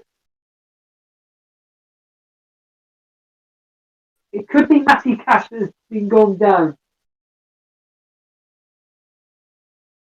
Well, I'll try and keep you up to date with what's going on here, mate. Yeah, like I said, Grealish for me, not an option. Aston Villa, when Diaz scores, of course he does. Ings assist. Frustrating from my point of view. At the end of the day, I got rid of Diaz last week for Greenwood. That's done now. Brentford, of course, Tony finally scores. Once everybody starts selling him, he scores. I think that will give him confidence. I think Brentford in general. Hold on, Brentford on the attack. No, Canos lost the ball.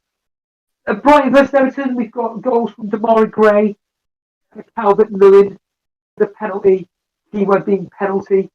At the end of the day, Richarlison wanted to take the penalty, Calvert-Lewin, bit of hustling and bustling, and Seamus Coleman, who got the penalty, got up and just said, lads, what are you doing? He's the main striker, give it to him, and he puts it in the back of the net. A few minutes later, he's been taken off. Newcastle 1, Southampton 1, Callum Wilson with the goal, and again, I apologise for this, but Ilanusi scored for Southampton, hot form at the moment, played in the cup, scored 2 goals, got 3 assists I believe one of the guys in chat said. Norwich 1, Leicester 2. A goal and an assist from Vardy. All Brighton with the other goal. And Norwich, Pookie. Remember that name? Pookie, you know, the player that got a minus 16. Huh? You remember him? Huh?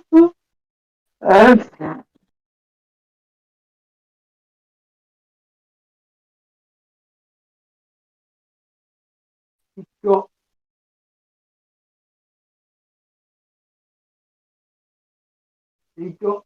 Sorry, the player's coming on for Aston Villa, a player that scored a hat trick. So it's an 18-year-old coming on. So an 18-year-old is coming on for Aston Villa. He got a hat trick, I believe, in Barrow. They're saying if it's Aston Villa, if not, it's probably Brentford. Either way, an 18-year-old is coming on. But finally, on to the most important thing for most people joining us. West Ham 2, Crystal Palace 2, Gallagher with 2 goals for Crystal Palace. But for West Ham, Antonio with a goal assist. And it was Fornells getting... Right, so Conser is coming off. And it sounds like this 18-year-old is coming on. This 18-year-old is coming on for Aston Villa, but Conser is definitely coming off. We have got approximately 3 or 4 minutes left of stoppage time. Jason will be joining us at some point in the next 15 minutes. I think he better do. Because I know for a fact that my brother and my mum and his girlfriend will be coming back soon. I said they've gone to the circus. I've got the door locked. I don't really want any. Well, to be fair, they may have brought the dog Lola. I'm sure Lola will work. Lively dog, Lola is. But yeah, it's been for me a bit of a frustrating return so far. I think it's just the Antonio, double-digit scoreline here. Bit frustrating from a selfish point of view. Like I said, then again, I've got him in my team. I need, from my point of view, Wally Watkins is on, so maybe Danny Ings has come off possibly. I don't know that, don't quote me on that, but maybe Danny Ings has come off because the fact that Ollie Watkins has come on is interesting. But yeah, and the fact that I've got Antonio, but again, I'm very superstitious. That's the word I've been looking for one afternoon. Superstitious. So meaning that when a player gets like a double-digit scoreline, usually like a high-scoring. Usually, the following game they don't usually do it. I mean, I've been completely proven wrong. The fact that Antonio has got a goal assist. The fact that all my strikers have now scored. Calvert-Lewin and Antonio. It doesn't look good for Kane, I'm afraid. Ashley Young, thank you, Ramanek. I just got this thing up on the screen now. Ashley Young off for Watkins. Okay, so I knew I should have captain Antonio. The same garbage as last year. And yeah, a lot of people, like I said, a lot of people are captain Antonio. I think it's based on, I've got to admit this, I think based on Jason's reaction to what I was saying to him about the fact that a lot of people have captain Antonio, it would appear that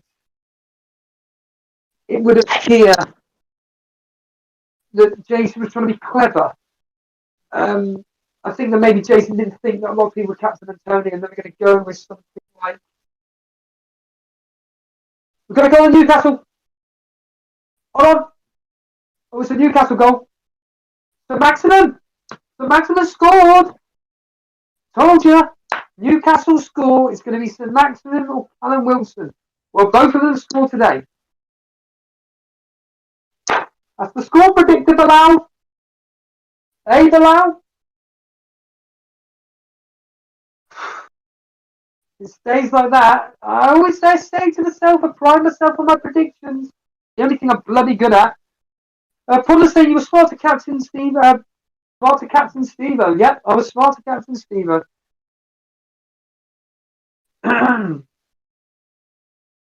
Blonde saying, I've just seen the Gallagher goal. Barnes for Gallagher is on. Bilal, no comment, Steve. No, at the end of the day, me and you are very good. FPL Master saying 2-1 to Newcastle. Yeah, I think I'm ahead of you. I think I'm ahead of you, Maestro, in score predictor. Bilal, I don't know. I think you're not doing that great in score predictor so far. It's only been 3 game weeks to be fair.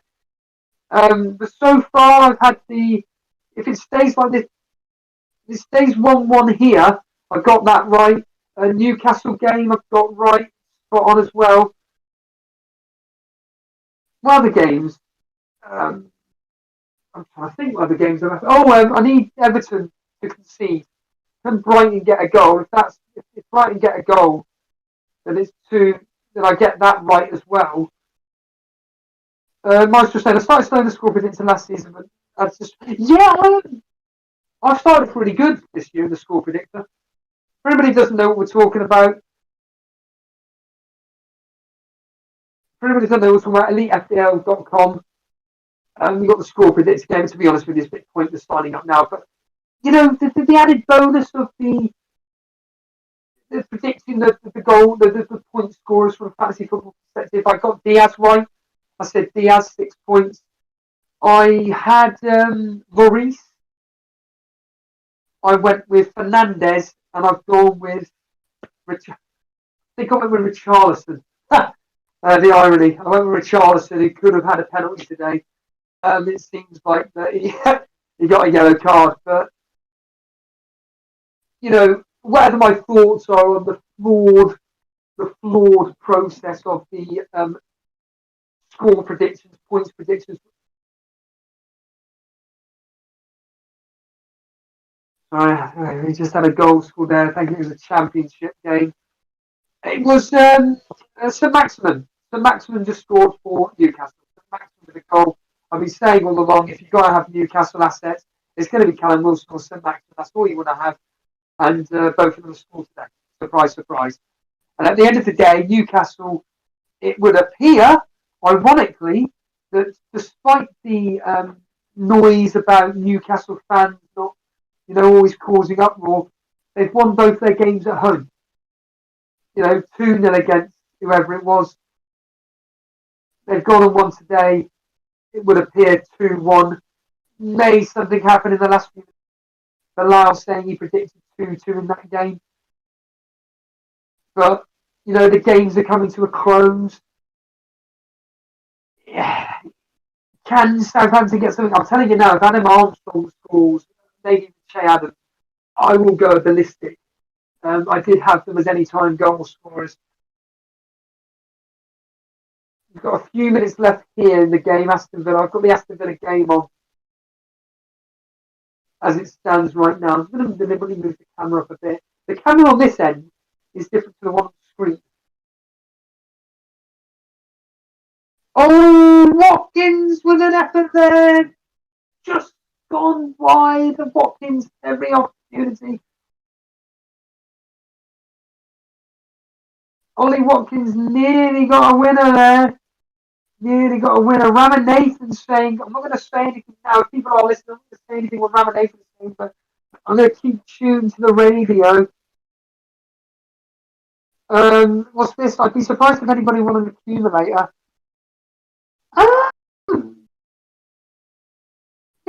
Just down, maybe.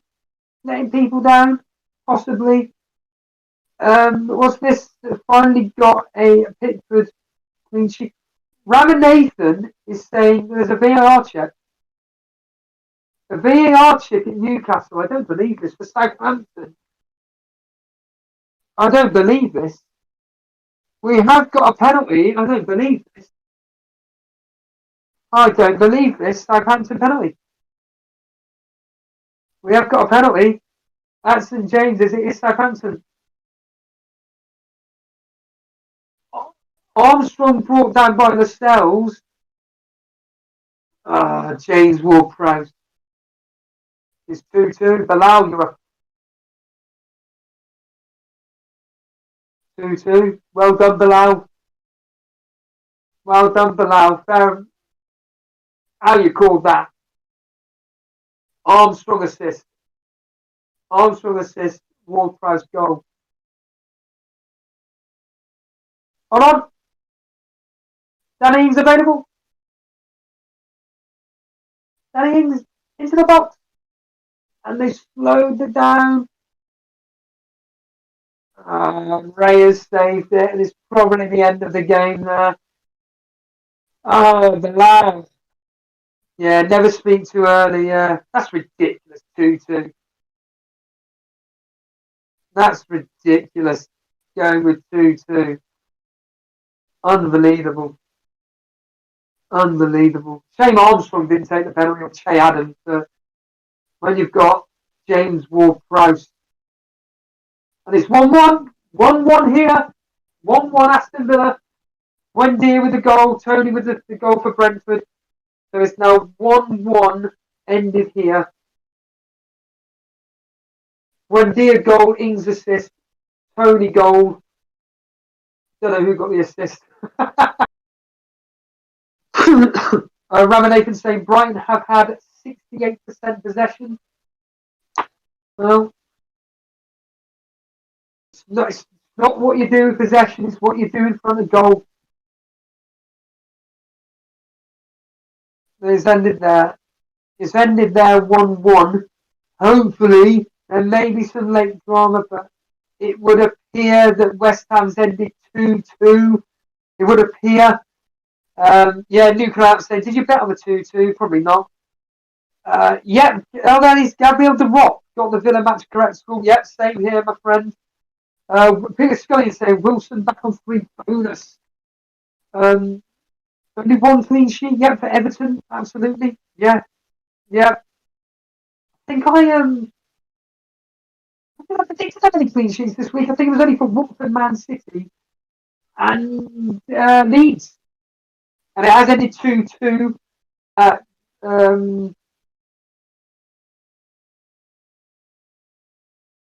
Steve Blair, you cannot be trolling that. I hope you're not trolling, B. Blair. Can someone confirm that? Sanchez 3 bonus? That can't be right. That can't be right. No, that can't be. You can't give 3 bonus to a player that's conceded 2 goals. Newcastle's loving the fact that Wilson got 3 bonus points. 3 saves. 3 saves, Sanchez. Right. Okay. 3. Right. Right, I understand. Don't put 1 DPS for crying out loud. DCL looks like he's getting 3. What's this here? Wayne Dean saying Antonio down to 2 bonus. Nice day, decent matches, but as an Arsenal fan, devastated. Devastated. I mean, forget devastation. I'd be disgusted with your team, and I would think that you'd be considering the fact that maybe get rid of Arteta now while you can. Just cut your losses now. Feel like a wild card. Get him gone. Get it done now. The Duffy hype train died quickly. Yes. That's very, very true. Off on screen at the moment is Jason's potential wildcard team. It is quite a frightening team. So in fact, it's beyond frightening. It's quite worrying from my point of view. And I can't be devastated. Arsenal, we got bored. Yeah. So at the end of the day, you know, you are supposed to be a team challenging for Champions League, and losing 2-0 to Brentford, 2-0 to Liverpool. Okay, I don't know, well, didn't it? There's your quit there. Yeah, we're ahead of Burnley.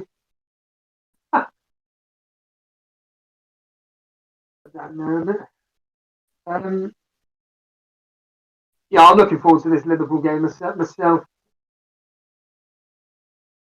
There's nowhere I can go because I'm waiting for Jason to get back, to be honest with you. Should be okay now. Let's see how that goes. But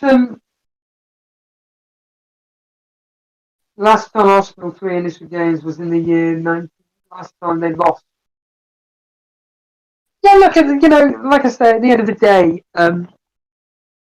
when you're a supporter of Arsenal, there is an expectation of success. And the reality is that this team has been I can't quite say a shambles, but certainly over the past few seasons, it's been disgusting. I mean, yes, it's been. Well,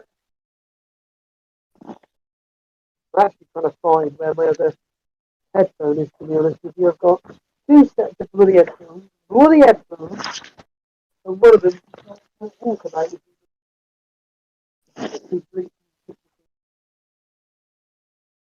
Arsenal lost to two of the best teams in the Premier League with 5 key players. I don't think it's matters. You've got the key players exactly the Arsenal have lost. Tell me, who are those key players? I mean, Gabriel, I'm thinking on the top of my head. Why did Pepe play today? Why didn't Lacazette start today? I mean, I'm not going to profess to be any form of expert when it comes to Arsenal, but at the end of the day, I think this is what's going to happen. Arsenal are pretty much settled. Unfortunately, I am believing what City is saying. Yeah, I think I believe that. I'm not going to call it. Circumstances. We're still days to get back. You have to put up with the nonsense that I've got to speak to the next. I'd like to speak to the next few minutes. So, yeah. Anyhow, but look, I was very. If I'm an Arsenal fan watching some point opening 15, 20 minutes, I'm worried. The irony is, of course, is that you've got nine.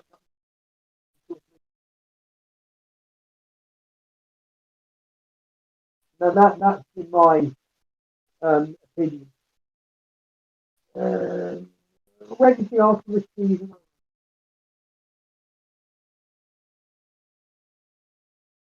There's nothing I can do about that. Can't use the tone completely turned up. The tone. People tell me if tone is bad from good. Can you hear me now? Right now. Oh, a minute. Maybe that's a reason why. Can you hear me now? Can you hear me now? Check, check, check. 1, 2. Hear anything now? See, this is the problem when you've got no equipment whatsoever. I would have just ended the stream, but unfortunately, there is nothing that I can do. Better. Right, okay, much better. Okay, I'm assuming because I've just turned off Bluetooth. There we are. Turn off Bluetooth. Oh, there it is. There we are, done. Happy days, 100% better. Crystal clear, says Coolio 2 Foots. I have no idea what you're talking about for the past 2 hours. Well, if you didn't know what I was saying for the last 42 hours, then I mean, if my sound has been that bad for the past 2 hours, then why didn't anybody tell me this? Why didn't any of the moderators just say? But then again, I suppose I've had the TV turned off for the past 45 minutes. I had the TV on the odd time, but I think most people have been fine or whatever. Yeah, I did say, look, at the end of the day, it's amazing how like Amazon decide to do this all or nothing. documentary, and it would appear that, you know, the teams that they seem to have done, Man City had a really good season. Tottenham, by all accounts, not that particularly great for their all or nothing. Especially when Mourinho took charge, I could be completely wrong. And then, of course, you've got Arsenal, who've just started off the worst season ever, it would appear. I know someone just a minute ago mentioned the fact that, look, where are you expecting Arsenal to finish this season? You know, the reality is that you got the likes of Chelsea, Man United and Man City all going to be challenging for that title. You could probably throw Liverpool in the picture, but Liverpool's squad depth is just, I think, is just not enough for that coverage to get them through a whole season. You've then got the likes of Leicester. Leicester, for me, I've predicted them 6th or 5th. I think it was 5th, but the way it started... No, I predicted Tottenham 5th. My apologies, I predicted Tottenham 5th. Then I predicted Leicester 6th. And I think I said Arsenal 7th, maybe 8th, behind West Ham. Yeah. Blonde saying Newcastle can see the penalty in all 3 Premier League games this season. You know, up next, Fire Talks become a member. Didn't even realise you'd left. What's all that about? What's all that about? Running a bit low on members content, as you can imagine at the moment. But look at that.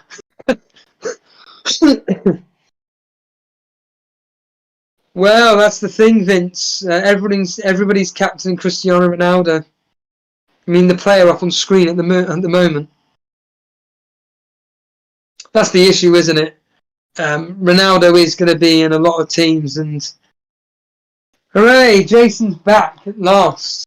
Jason is back. Unfortunately, I'm going to have to put on the Bluetooth to hear what Jason has to say. Thankfully, hopefully this will work.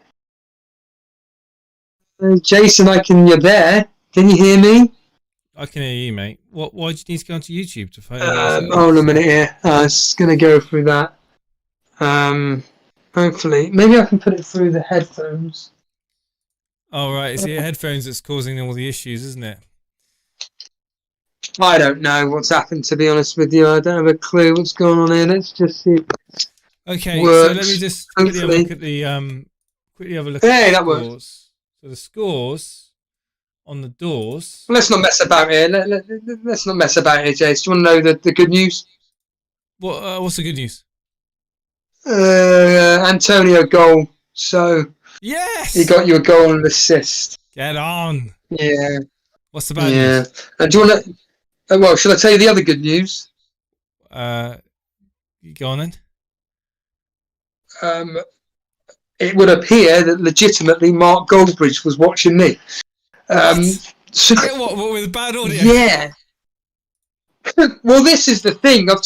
I don't know what's happened with the audio, to be honest with you, because, you know, to be fair, I dropped my phone on the floor, so I don't know if that messed up the audio, but for some reason, something happened and we lost about, 60 or so viewers, but now you're back. It's only been over the last 10 minutes. 10 minutes. So I think the audio was okay, so Villa by all accounts. But Villa Brentford finished 1-1 then. Villa are having a bad start to the season. Yeah, but the FPL fantasy assets are coming through. That's the annoying thing.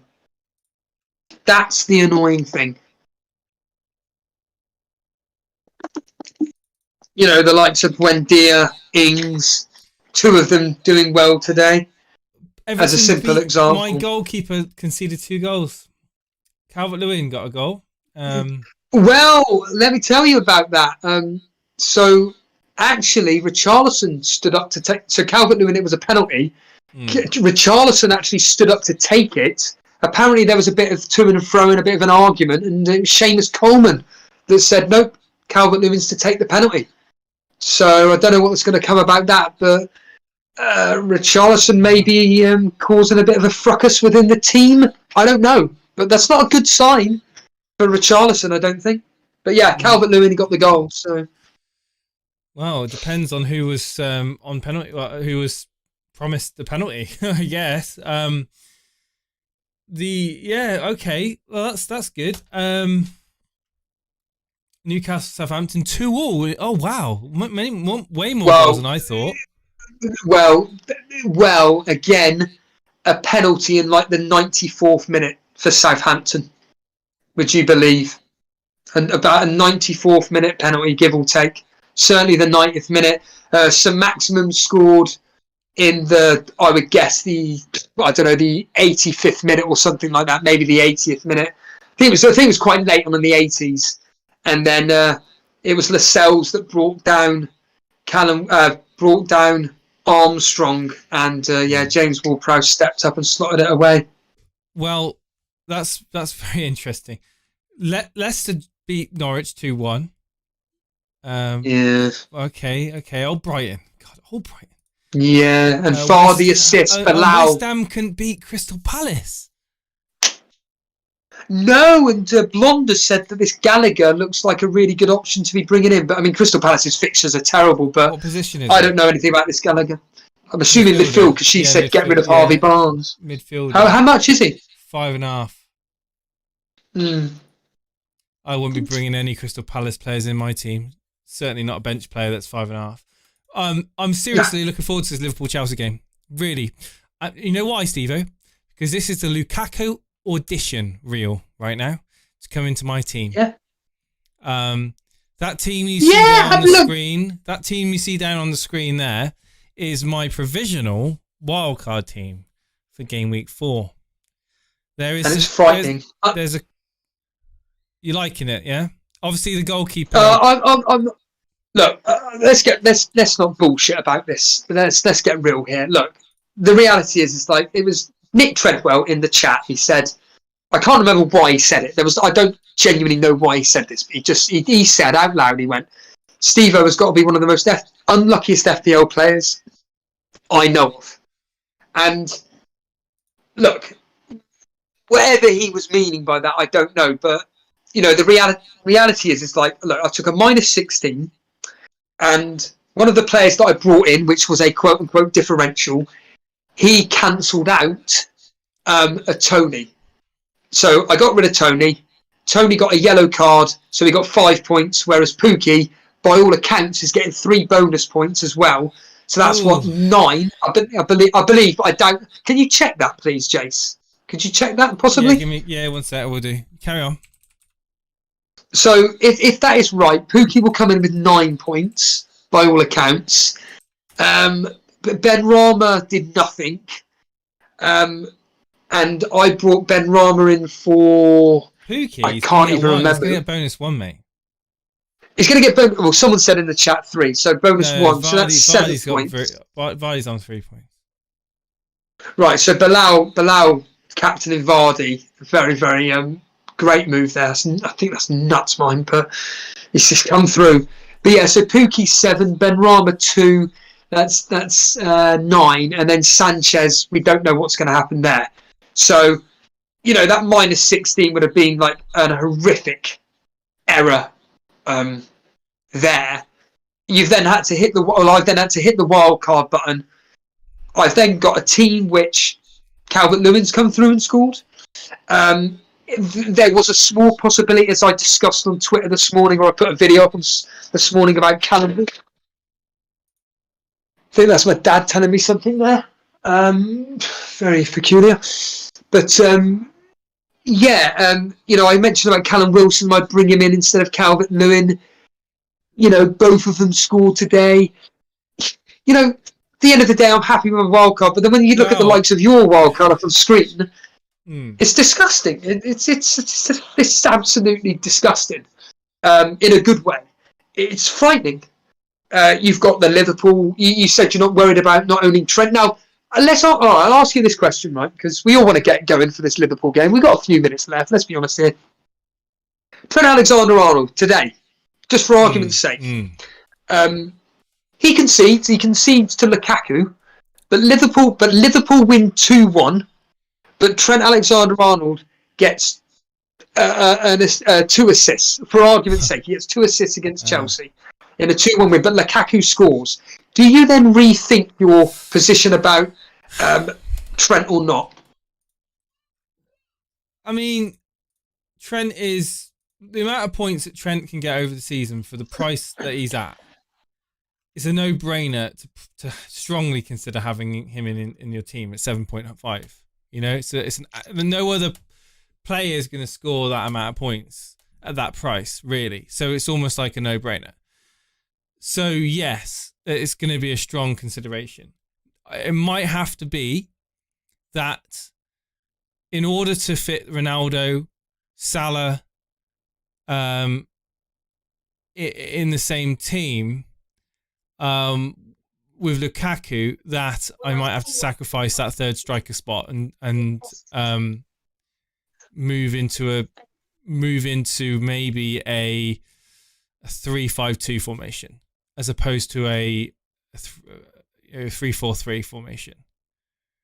Yeah. So move that money from Calvert-Lewin, and then feed it into moving Matip up to a Trent, for example, and then moving Gilmour up to a sort of a mid-range midfielder, low to mid-range. So that's another. Again, a lot of this is going to come through the price reveal of Ronaldo.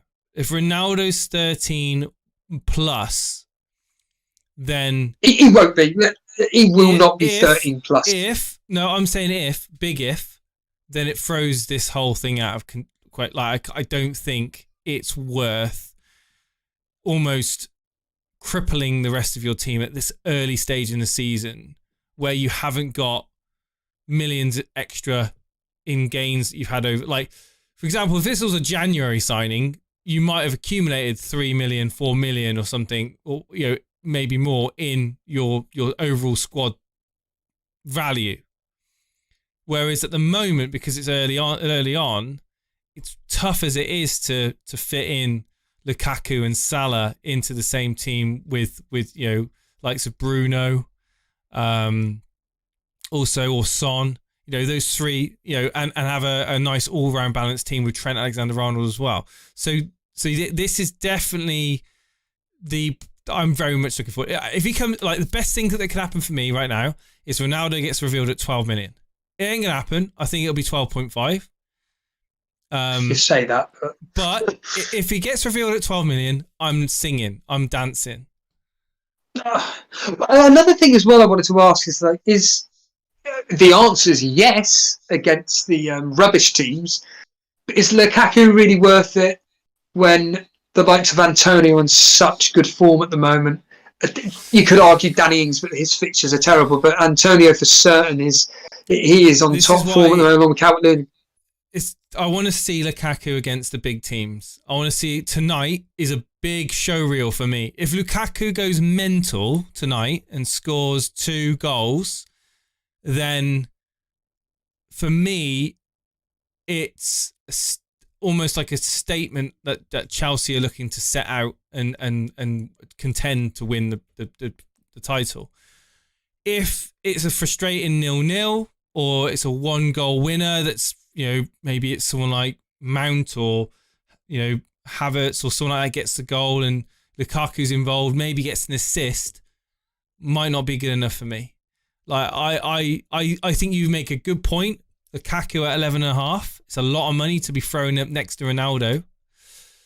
Could that money be better spent downgrading to Antonio, keeping Calvert-Lewin there, especially if he's on penalties? Ronaldo, Calvert-Lewin, and Antonio, and then I could then look at spreading that money out to Matip, to Trent Alexander-Arnold, and then maybe even Benrahma up. Because then I'd have cover with West Ham with Antonio, so Benrahma could become a 7+ million midfielder. For argument's sake, again, purely argument's sake here, Ronaldo comes in like we expect him to do. I had this gut feeling it's going to be 12.5. That's my feeling. Yeah. It should be 13, but I think it'll be 12.5 deliberately at Salah's price, right? Yeah. Comes in at 12.5. I've completely forgotten what I was going to say. Oh, yeah. He's going to come in as a striker. We get that. Harry Kane tomorrow. I think there's about a 30% chance of this happening, genuinely. He scores 2 goals tomorrow.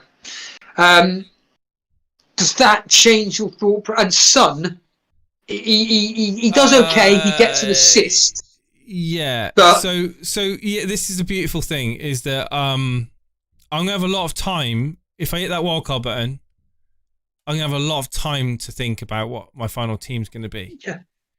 It's not like I've got till next weekend. So I am calm that I will have enough time to think about the best combination of players. Initially, this team that I've got on the screen here looks, for me, a nice all-around team. Like, Matip's going to play. He's got a chance of getting a header from a corner. You never know. He ain't going to give you that many attacking returns, but he's going to give you that entry into that Liverpool defence. He'll probably give you more.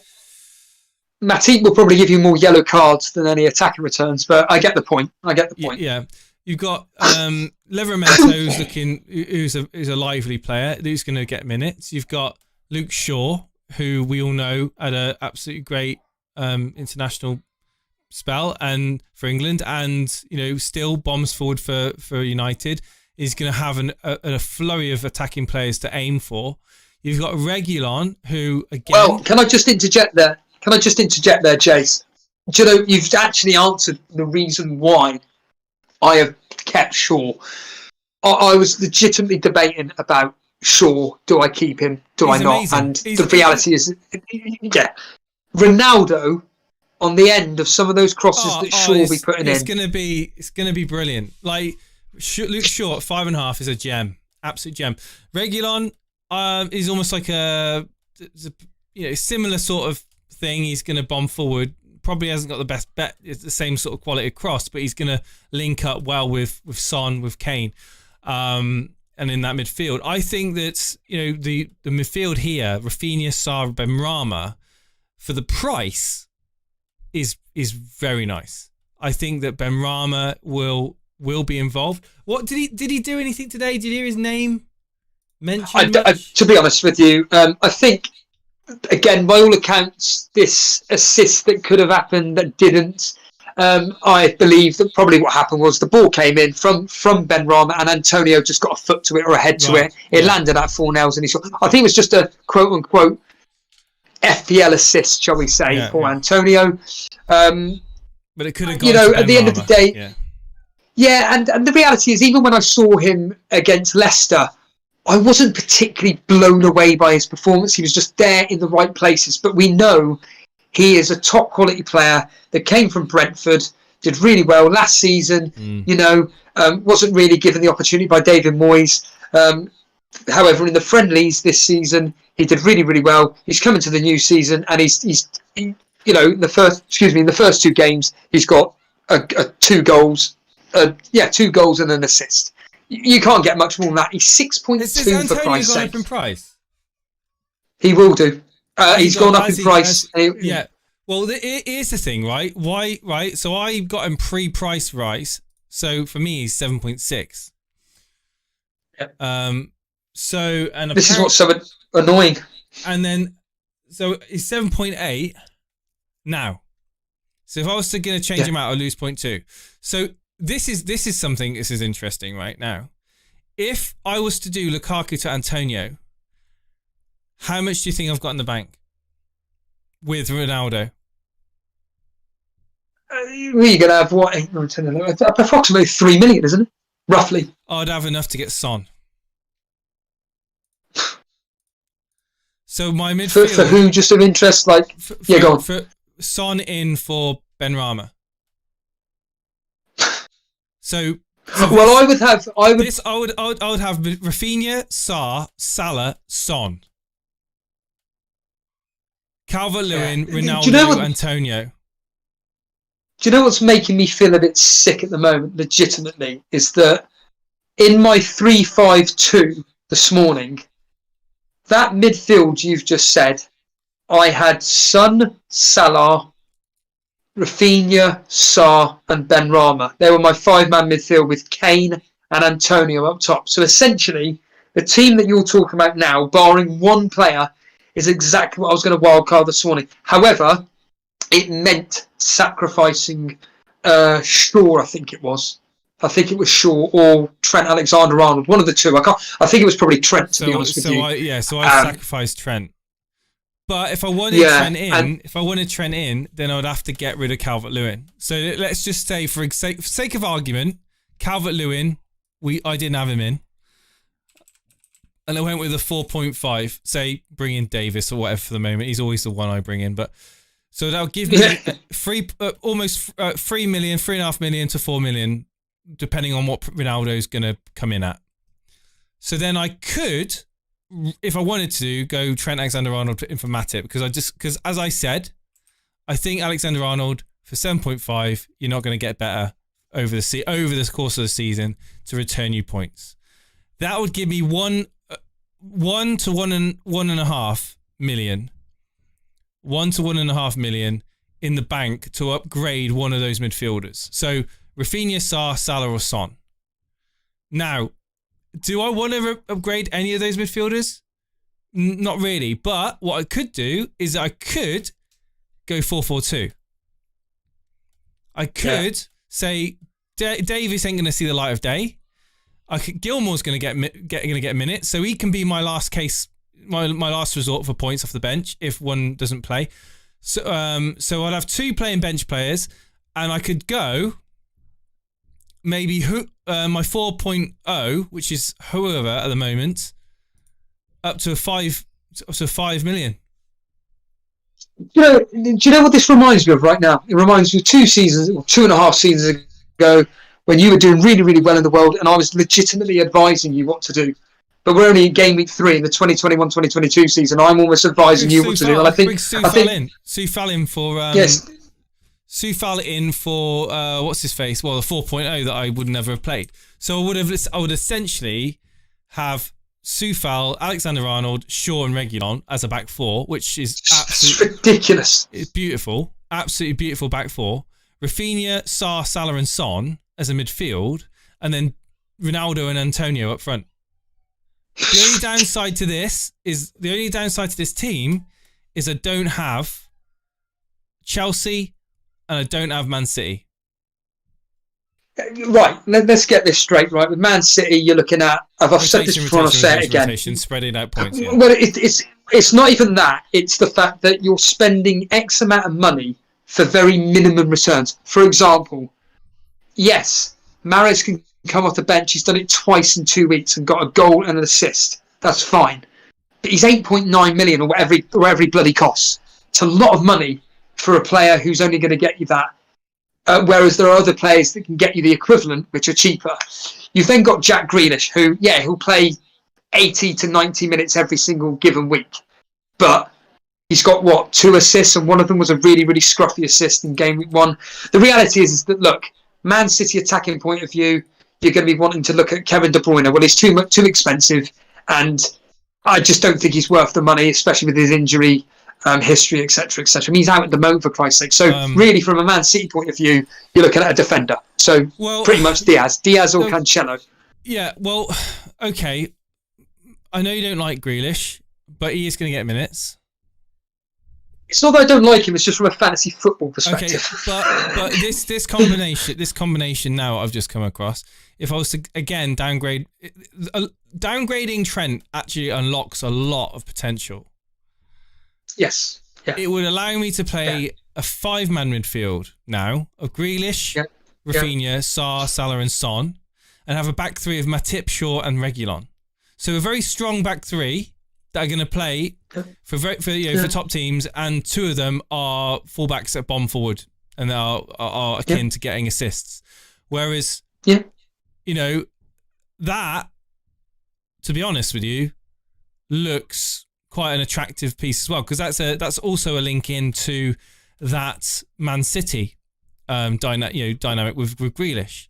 I am concerned about Chelsea, or lack of Chelsea, though. I do think Lukaku is a great option, and I think, think about him up against that. They've got Aston Villa next, I believe. I know. Well, I just think Aston Villa on.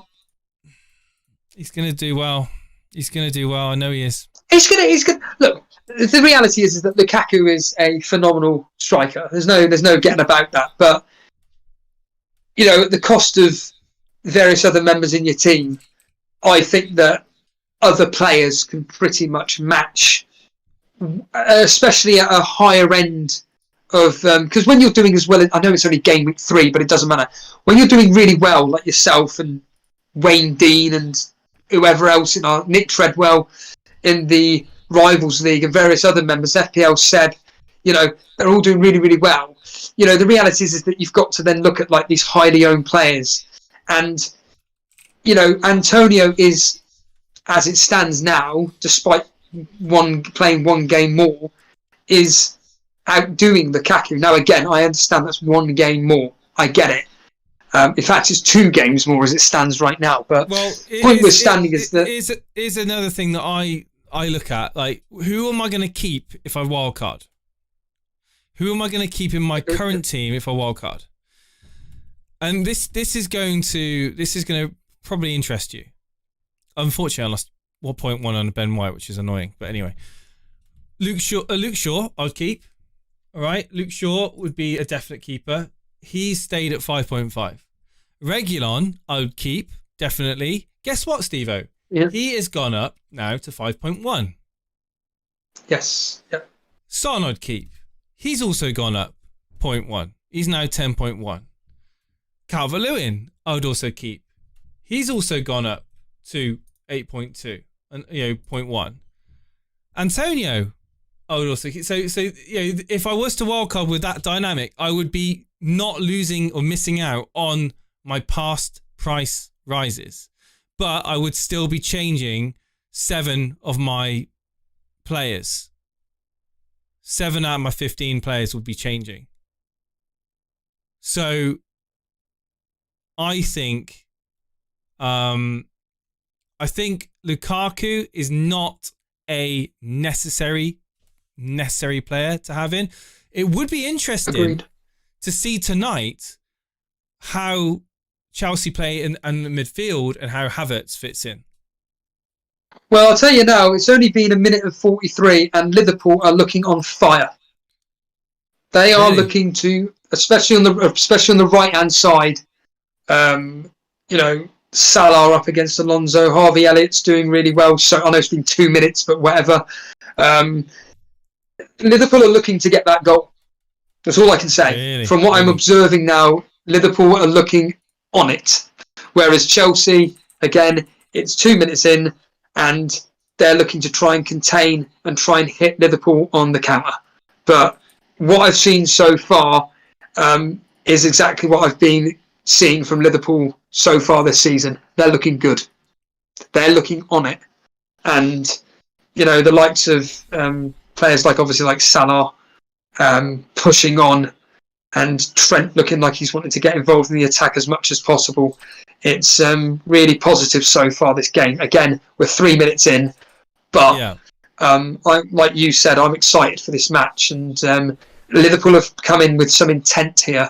And I think they just want to put a statement down and go, we missed out on our title last year. We didn't do particularly great. Nearly the ball finding Salah there. In fact, I'll tell you what, I was predicting a tight game. If we get an early goal, from, in this specific case, Liverpool,